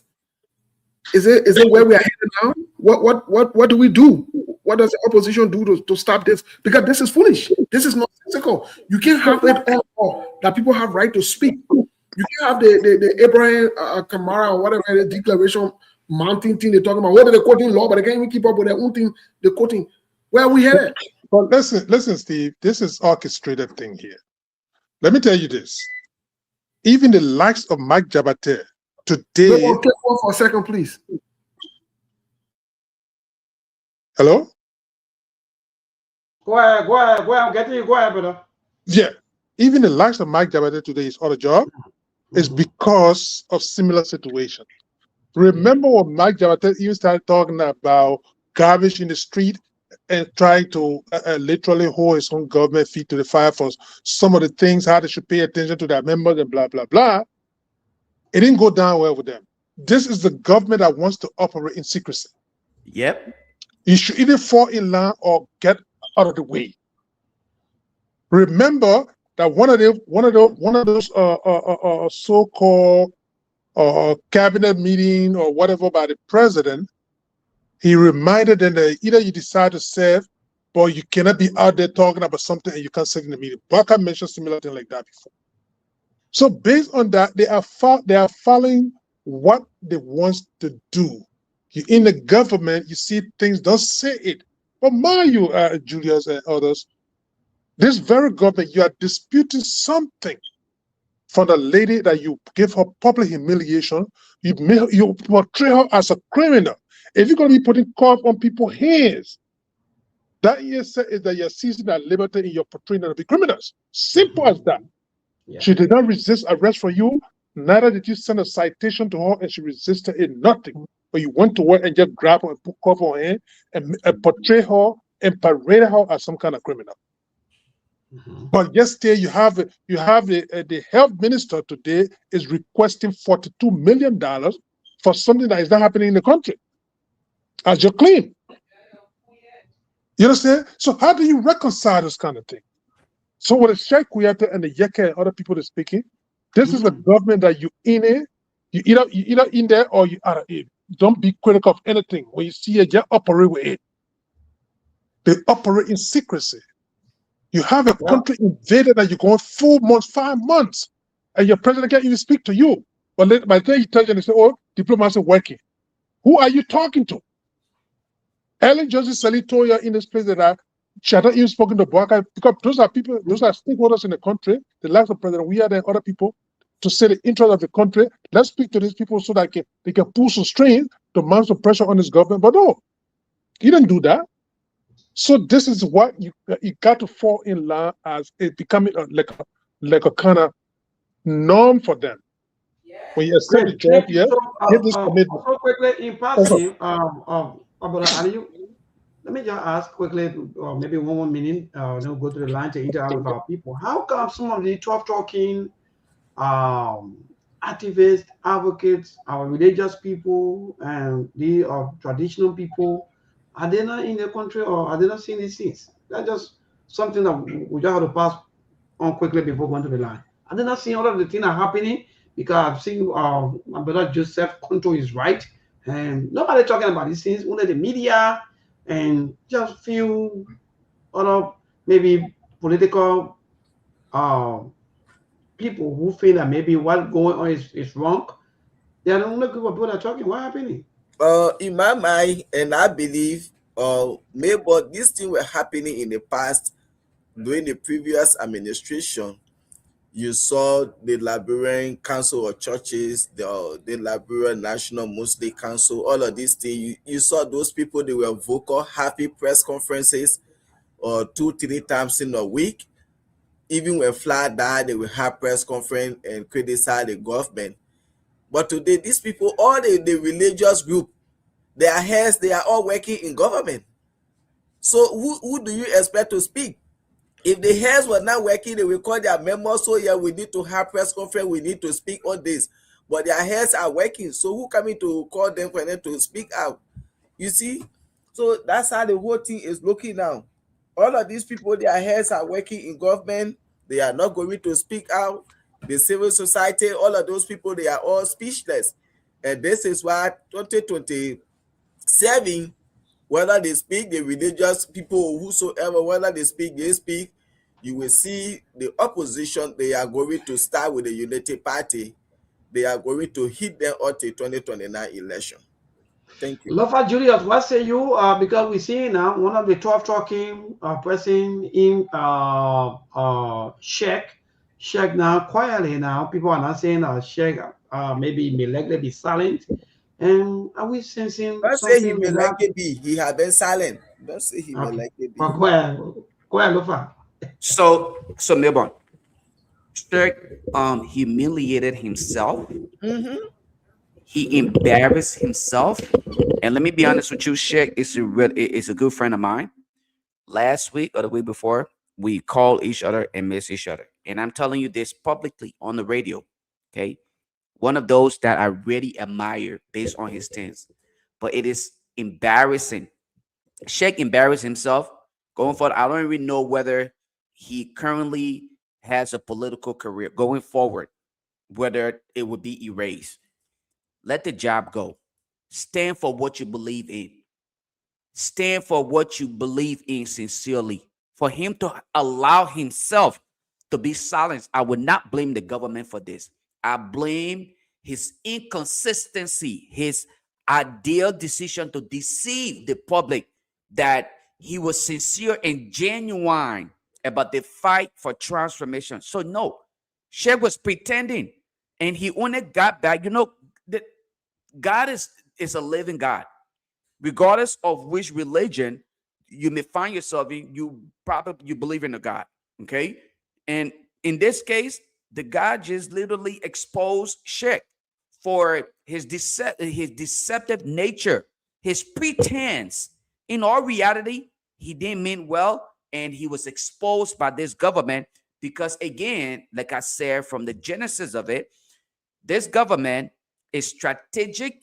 They are professional looters who understand how to play the game. And because of the level of criminality that they will have to carry on, they have to be very crafty. And as part of the crafts, they have to silence a lot of people. And that's what you're seeing going on. Sheikh should have been the last person. What I expected from him as a friend and a brother, like we reference each other, my friend and my brother, I would have resigned. I would have rather resigned than to apologize for what I sincerely believe in. The legislature is corrupt, one of Liberia's most corrupt agencies or institutions in the country, causing us more problem than you can ever imagine. His very good friend, you know, Paul Lamumba, is a very good friend of Sheikh Kayate. Very good friend. The last time he was visiting, he called. We talked on the phone. He and I, okay, and I'm telling you, this brother got me so embarrassed that I literally been going after him on the social media, and that's how upset I am with that decision to deceive the people of Liberia. The people of Liberia need some level of sincerity, and you must be genuine when you stand up to be an advocate, not a pretend activist or an advocate for the people. Sincere and consistent. Yes, quickly to you and that brother Aliu and that maybe brother AB quickly because there's a follow-up stuff. So you're talking about Sheikh. There's this video also circulating on the social media and alleged that Sheikh was seen saluting the Guinean president. Yes. Is that another propaganda? Maybe okay, so Sheikh don't want to resign, since this one want happening, that put this against it so that maybe the president can be able to have him removed. Are we sensing something? No. Let me honest here. That is not a propaganda. I even cut that out because Sheikh himself went live. It wasn't only the Guinean president that he was saluting.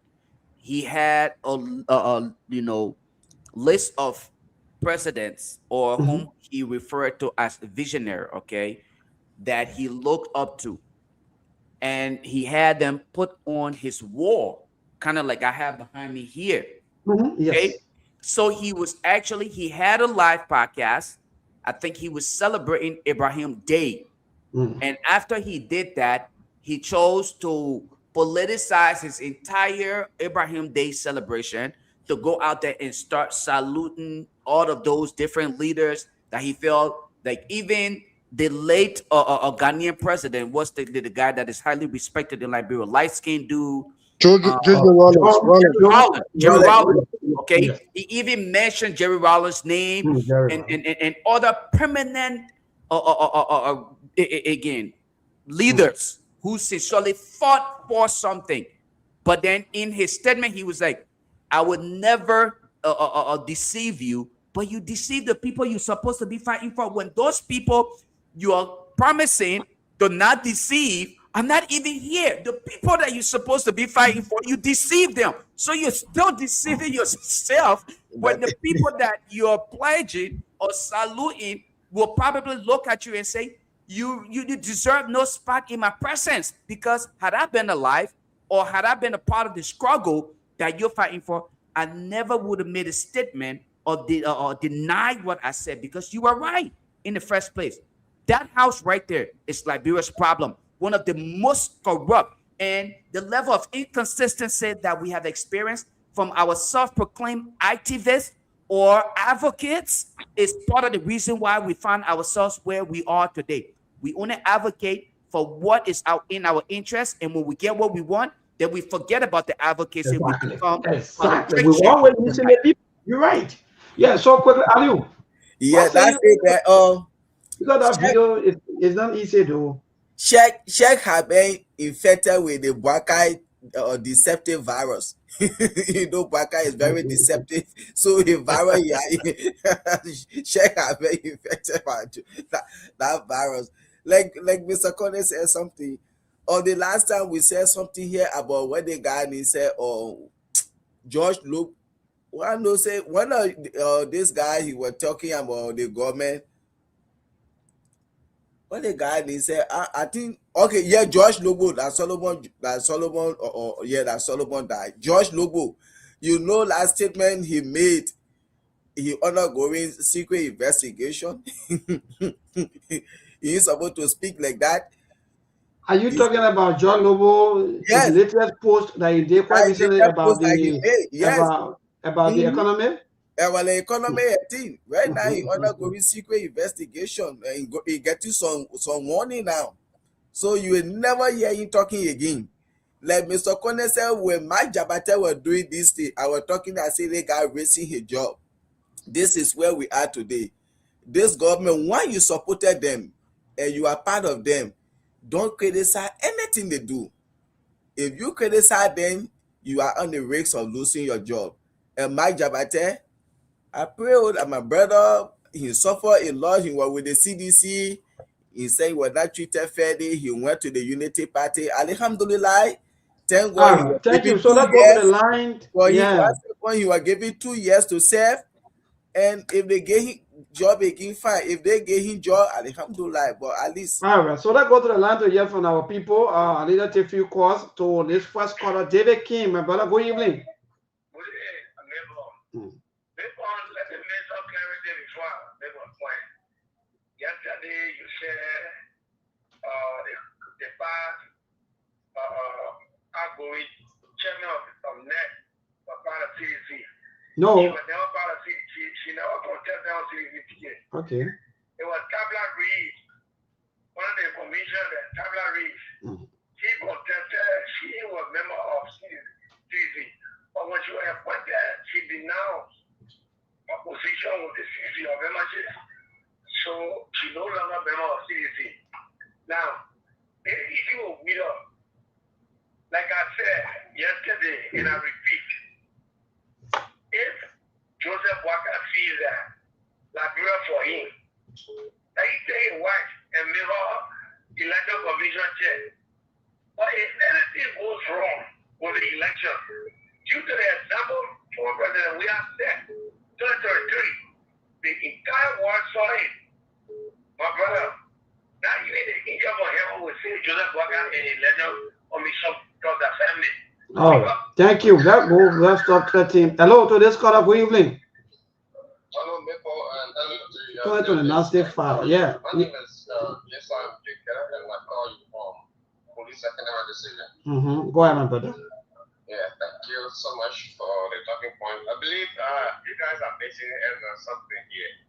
The former president, at his own evolution, decided to give in all his personal securities. These are entitlements. After your service, these entitlements are given to you. It is your own evolution. You will decide to keep them or not. So he let them go. And any more besides that, you don't expect the government to pay security and the security to America to go and witness and complain football. How you know? How hello. You see, sometimes if you want to give me the service, you give me the other service. While I go lay down to my hustle, give me the service. What we say here? While I go watch football game. Hello, now excuse me now. You saying something? Hello, now, my brother. You saying something good, but you want to damage everything with politics.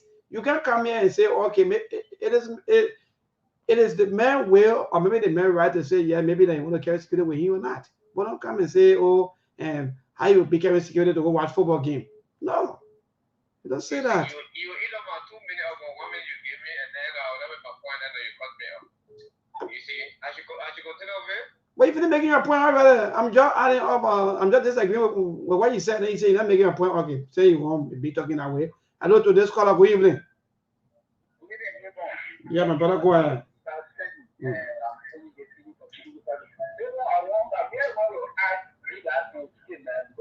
What is happening at the point of the general widow without you wait well, giving or maybe party election before giving the request to someone they were married for. They were started with the started with put out some question because that's what my name is that's we are hold it. So I said one of them what else is what you were married for. All right, thank you. The station always say when you come to integrity business here in Liberia, don't forget it. So this caller, good evening. I didn't understand what was his question though. Yes, go ahead. I will tell you, but if I love her, I'll give you. Yeah, go ahead. You see, when it comes to the country, the Republic of Liberia, they always tell people that in the states that are taking the EP and so of men developing the country and they kill all the Indians, they never happen in the country again. And people in America say that they are exposed men for the Liberia people. Nobody wants to tell about that. We are interested in the country development. Look at how the country has travel around now, how we put away. So hello. So yesterday, the previous government, they were also developing, and we also criticize them for some of the things that are also happening today. Hello.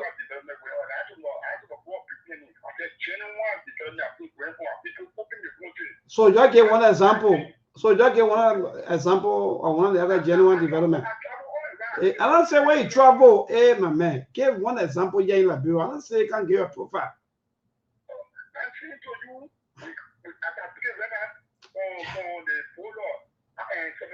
All the way to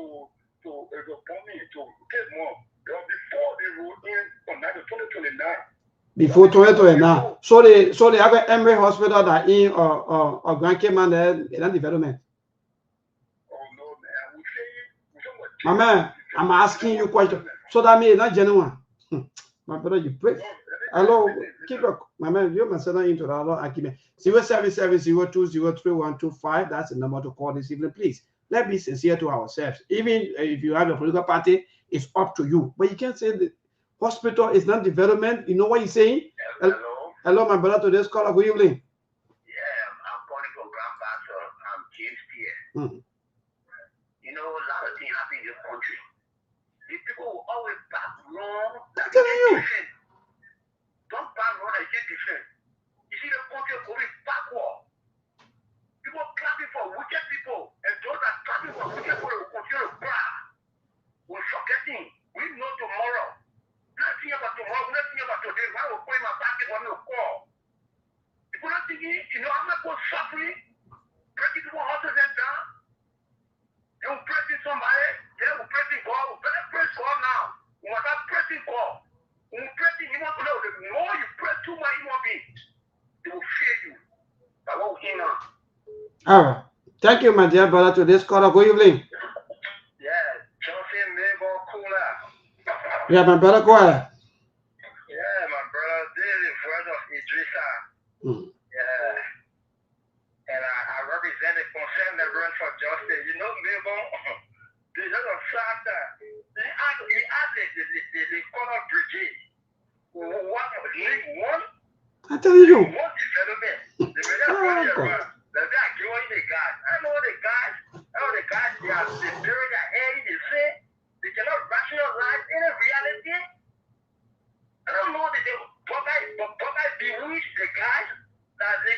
cases, they can see what is happening in the country, they set back, then they will be defending in their own poverty, so then they will get food to eat.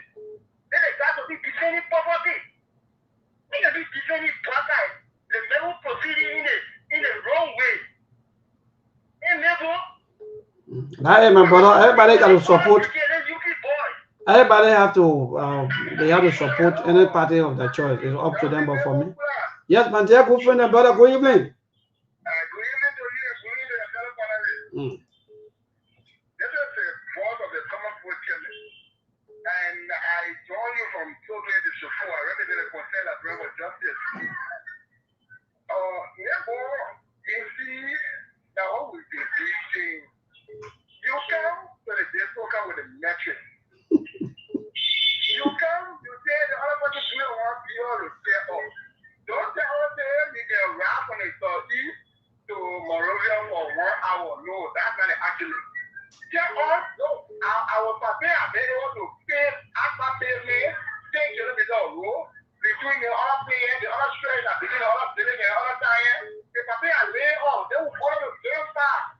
No, go at the days for the working and lie to the principle that they were developing in Italy, and then they won election here and it was lie. They lie now, we are in on digital lab or environment and society. They care home water. You will not care home bad governance. You mislead your people. You are not caring government in the right direction. You bring up a book company that actually are so pending or giving Wawa to go for free. Come on here, you're telling you. And made to be election commission. You should have formula of interest because the land can do a consolidated job for the Union Party, and the Union Party is about to contest the election. They seem to be reckoning after election. That's a popular interest. You leave everything you want to do. The particular issue of FOIA is because of Google Man. When people talk about it, that's national security issue. But the national security issue has to do with popular things that growing over the days. We're talking about 800,000. They want a million. The government look at that and be national security crisis. That's a issue. But then when you talk all right, thank you, my brother. Quickly, we gotta go. This quarter will be our last quarter. Then we'll cross over to our team. Hello. Yeah. Thank you, Nebon. So my name is Martin Simetoba, and I join you from Kingsway this evening. Nebon, let me say good evening to your studio panelists and your diaspora panelists. I want to say thanks to you people for always allowing people to plug in issues that have to do with this country. And my thing I want to say that indeed, I think what is unfolding with the opposition camp is that we are calling on them that they can put their house in order that they be very strong so that we can have a challenging election. Or else, the President Bonga or the President Bonga will actually win and we will have margin. They need to really work hard and stop saying that, oh, the government is not doing anything. And that is not what the citizens will be looking at. They'll be looking at people.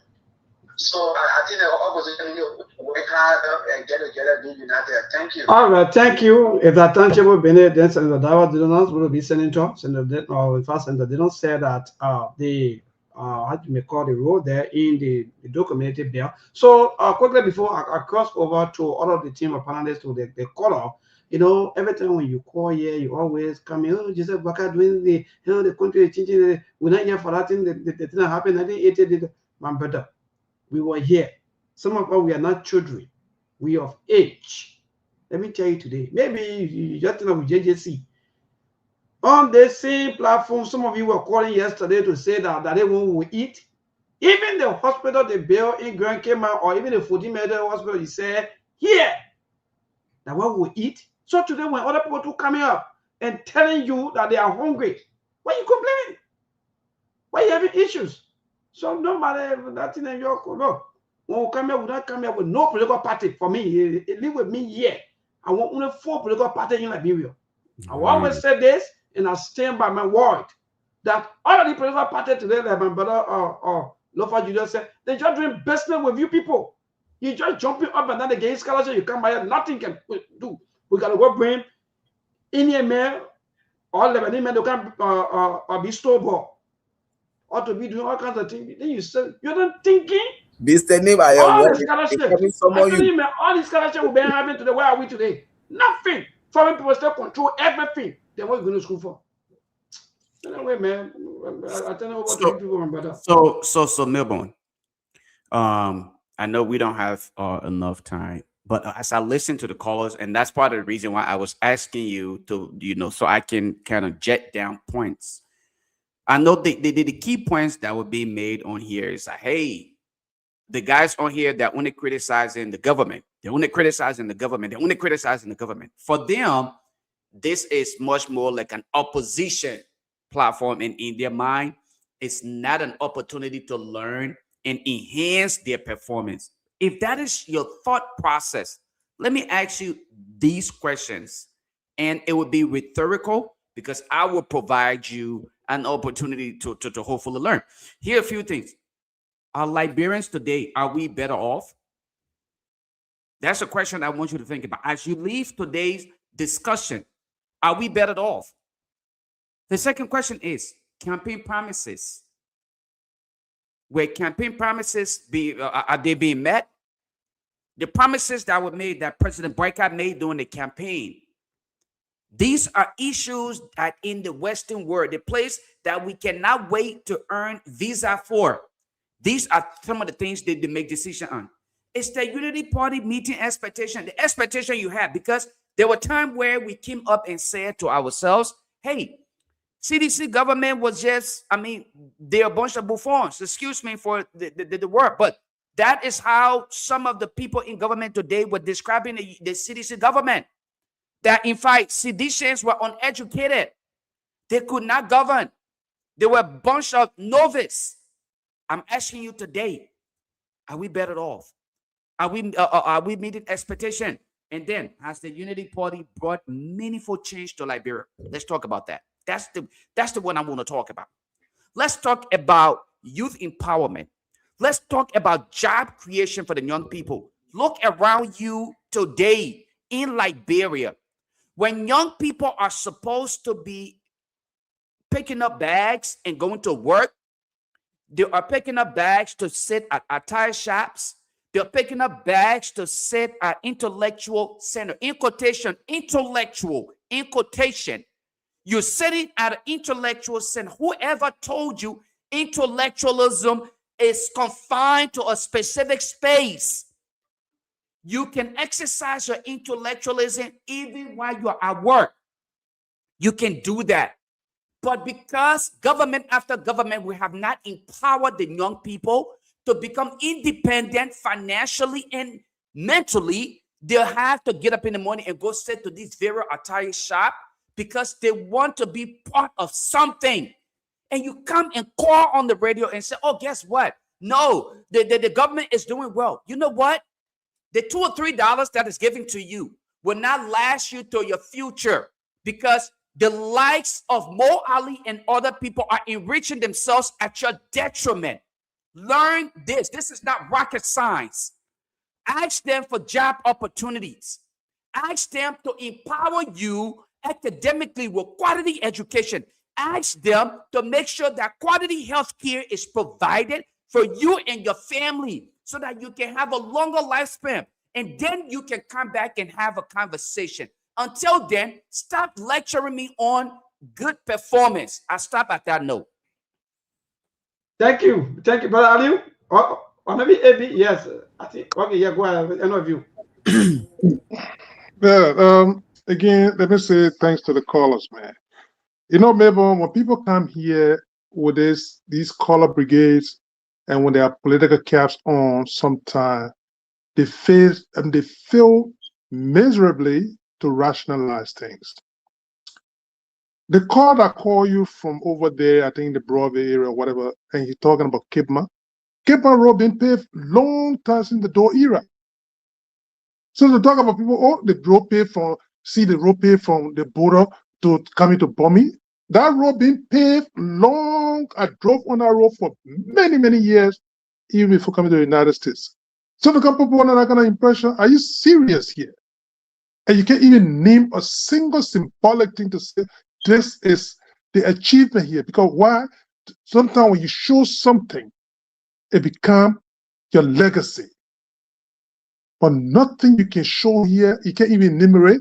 And you're talking about, grading roads around. Hey, oh, the road is pliable. Every government used to grade the roads around the place there. Give me advertisement here to tell me that the road have been paid from this point to this point. You can't less than 30-mile road from Ralphie Junction to the airport. The past government initiated a project over there. Up to today's day, your government can't even do anything about it, and you're sitting here talking about, oh, look at development. What are the development? Yes, you're telling about development when the president is developing himself. When you give me a $17 million development, yes, I agree with that. At least point to that. Don't be ashamed. Tell me you say your president paying $10 million, I know that achievement. Or tell me that he expanding his property in rehab. Okay, at least we'll get something to show that your government, those are the development you're talking about. But the demolition of people's property and doing nothing on it, and you come here and talk about development. But that more beside the point, man. I just wanted to address those issues. And everything that we stated here today is about time that now that this election commissioner is going through this thing, this narrative that they threw all in Liberia, they're talking about Deviera Brown never contested. That one was a professional journalist. If people don't know Deviera Brown, she worked for EFBC long before the war in our country. She never contested on CDC ticket for any electoral office over there. But they threw it out there just so that they could malign her. Now that you got a man that announcing election before election result, and you're telling I accept that guy as election commissioner, and of course you'll be impartial, you gotta be living on another planet. And the good thing about it is that they're talking about reducing the political party. Good, bring it on. I'm positive that it's never going to be advantageous for the Unity Party. It would not. Because even some of those political parties that are aligning with them, those political parties will be scratched off from the electoral stuff. So yes, bring it on. Even the Jonathan Weeder that I talk about, you say you go from Lionel. Lionel will be one of the first political parties that will not even take part in the election.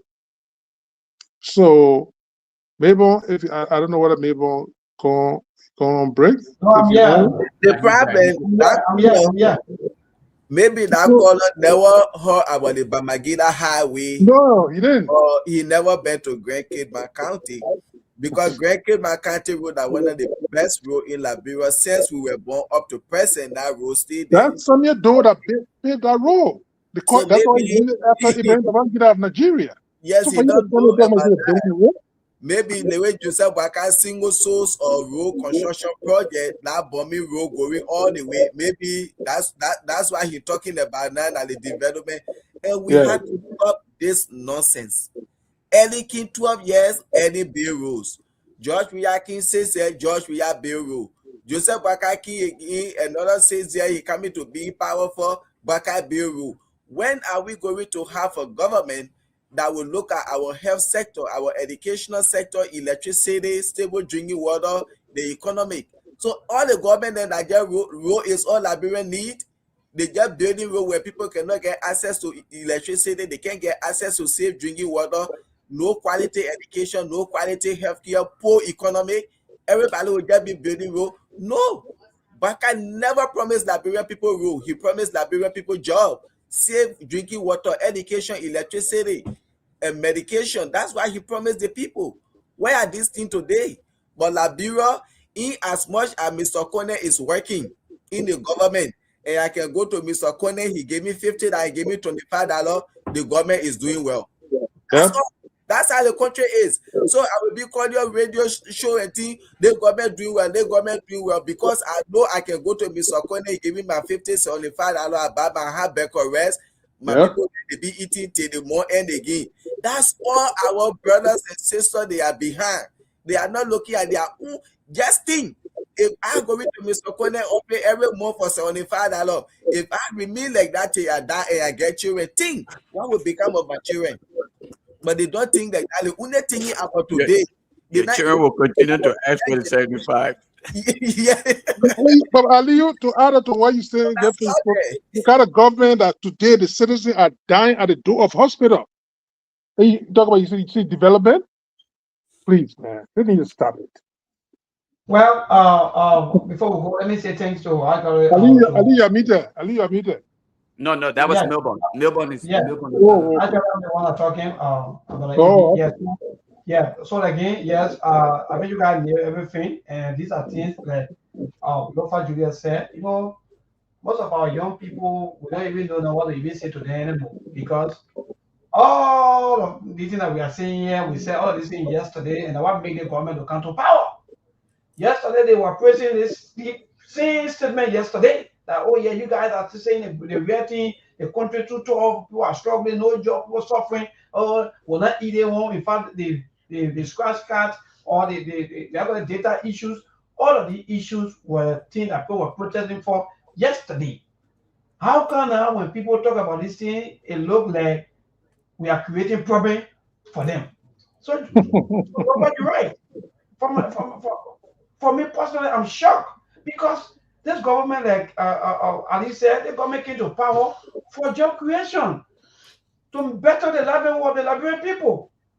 So how come they are transitioning now to building roads? How come?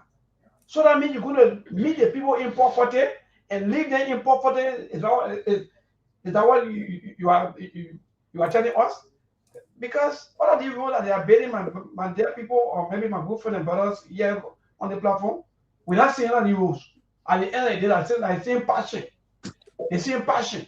Every role are so passion. Somebody stop to area A, the other person come and maybe start from area A to area B. The other one come from B to C. So it's the same old thing. Why are you wasting our time and you are getting rich at the detriment of the poor struggling people? Okay, some are building roads, some are developing. Now let's reduce our salaries. No, they won't do it. So for me, it's frustrating. And all we can say now is it's up to our people who want to be into the positions for them to stand up. Let them stop negotiating behind the same. So far, most of the people, my brother, they are not strong like you myself. Some of us, my brother, they are life challenges that we go through. We don't come here to be crying here and there. So that people reach out to us here in Liberia. What are you getting from the people? What are you getting? Why you struggling? Or in fact, why you suffering yourself? Why you don't want to be part of that system? But we said no. We can come out tomorrow and stand up for our people and move from Southern because we want to survive.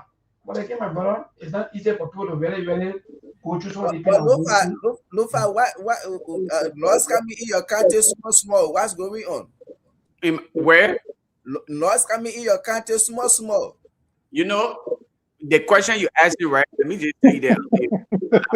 I'm telling you, that I told my family members who were taunting me a few months ago when UP won the election. They were calling me one percenter, one percenter. I said, okay.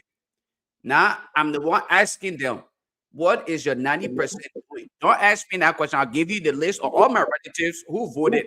Ask them. They got us here. Go ask. As for me, I'm a one percenter. My voice don't matter. Let them go settle the problem. Yeah, big here. Yeah, because the people are crying that a certain group of people have been marginalized in low In five. that place, Okay.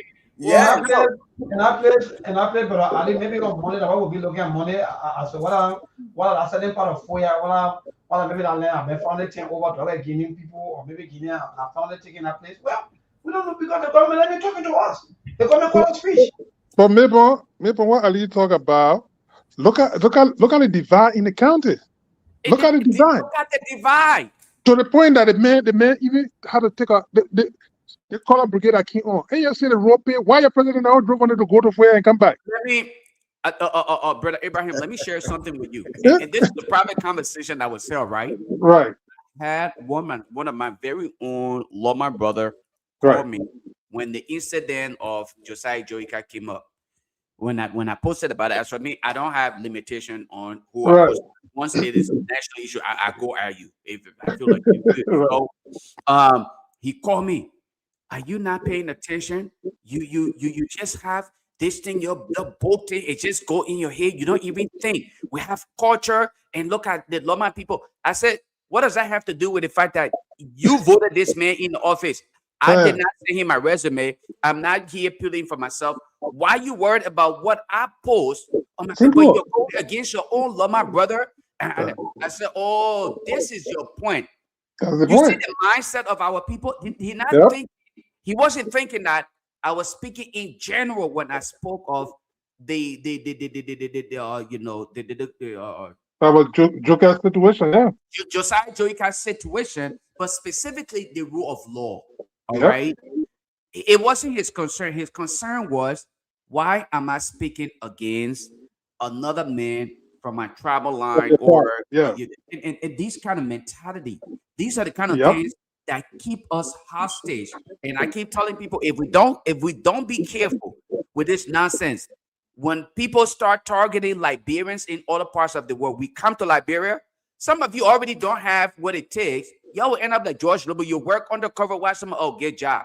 Because I think we have the professional background. You work on the table like George Lobo and come out here and boast for nothing. You got nothing to show for your boasting. I'll tell you that. And I'm open and saying that. I say this all the time. Man, we gotta go. Look, you want to say your man working on the table? Well, in his own country. In his own country. In your own country, you work on the table, then what are you? You got America, you work on the table, you go in your own country, you work on the table. You work on the table. I said that. Professional, right? Good night, guys. Great show, baby. Lufa, great show, guys. I think. Yeah, man. We see it again on Monday by the grace of God. To all of you, have a great weekend, guys. Yeah, man. To all of you, our listeners, thanks to each and every one of you, man. We love you so much. But good night from our end here in Liberia. We see it again on Monday by the grace of God. There are things we can do. We bring in good news and we give it to you. We talking about podcast and connecting people and culture from here and up out of the globe. Monitor people who waiting to sell. Blessing that time and that effort are rest. The project is giving us here the promise of death. The work with my life with African. A lyrical health. Master. Clay Paris, who make you, I can't ask it if you been you. Say my journey, Tina can ask my yamu. And yes, I know money, and more I know. And you love Sktv, the best in Liberia. Sktv, the best in Africa. Sktv, the best in Mama Liberia. Muscle Rider, Lofa, and Grand Bazaar. And I didn't ya to money, and I said ya to money, and I couldn't flee ya to money, and I could do ya to money, and I didn't ya to money, and I said ya to money, and I couldn't flee ya to money, and I could do ya to money, and I forget it now ya to money. That's the baby, and I forget it now. So she work on my ya to money. Yeah. Sktv, the best in Liberia. Sktv, the best in Africa. Sktv, the best in Mama Liberia.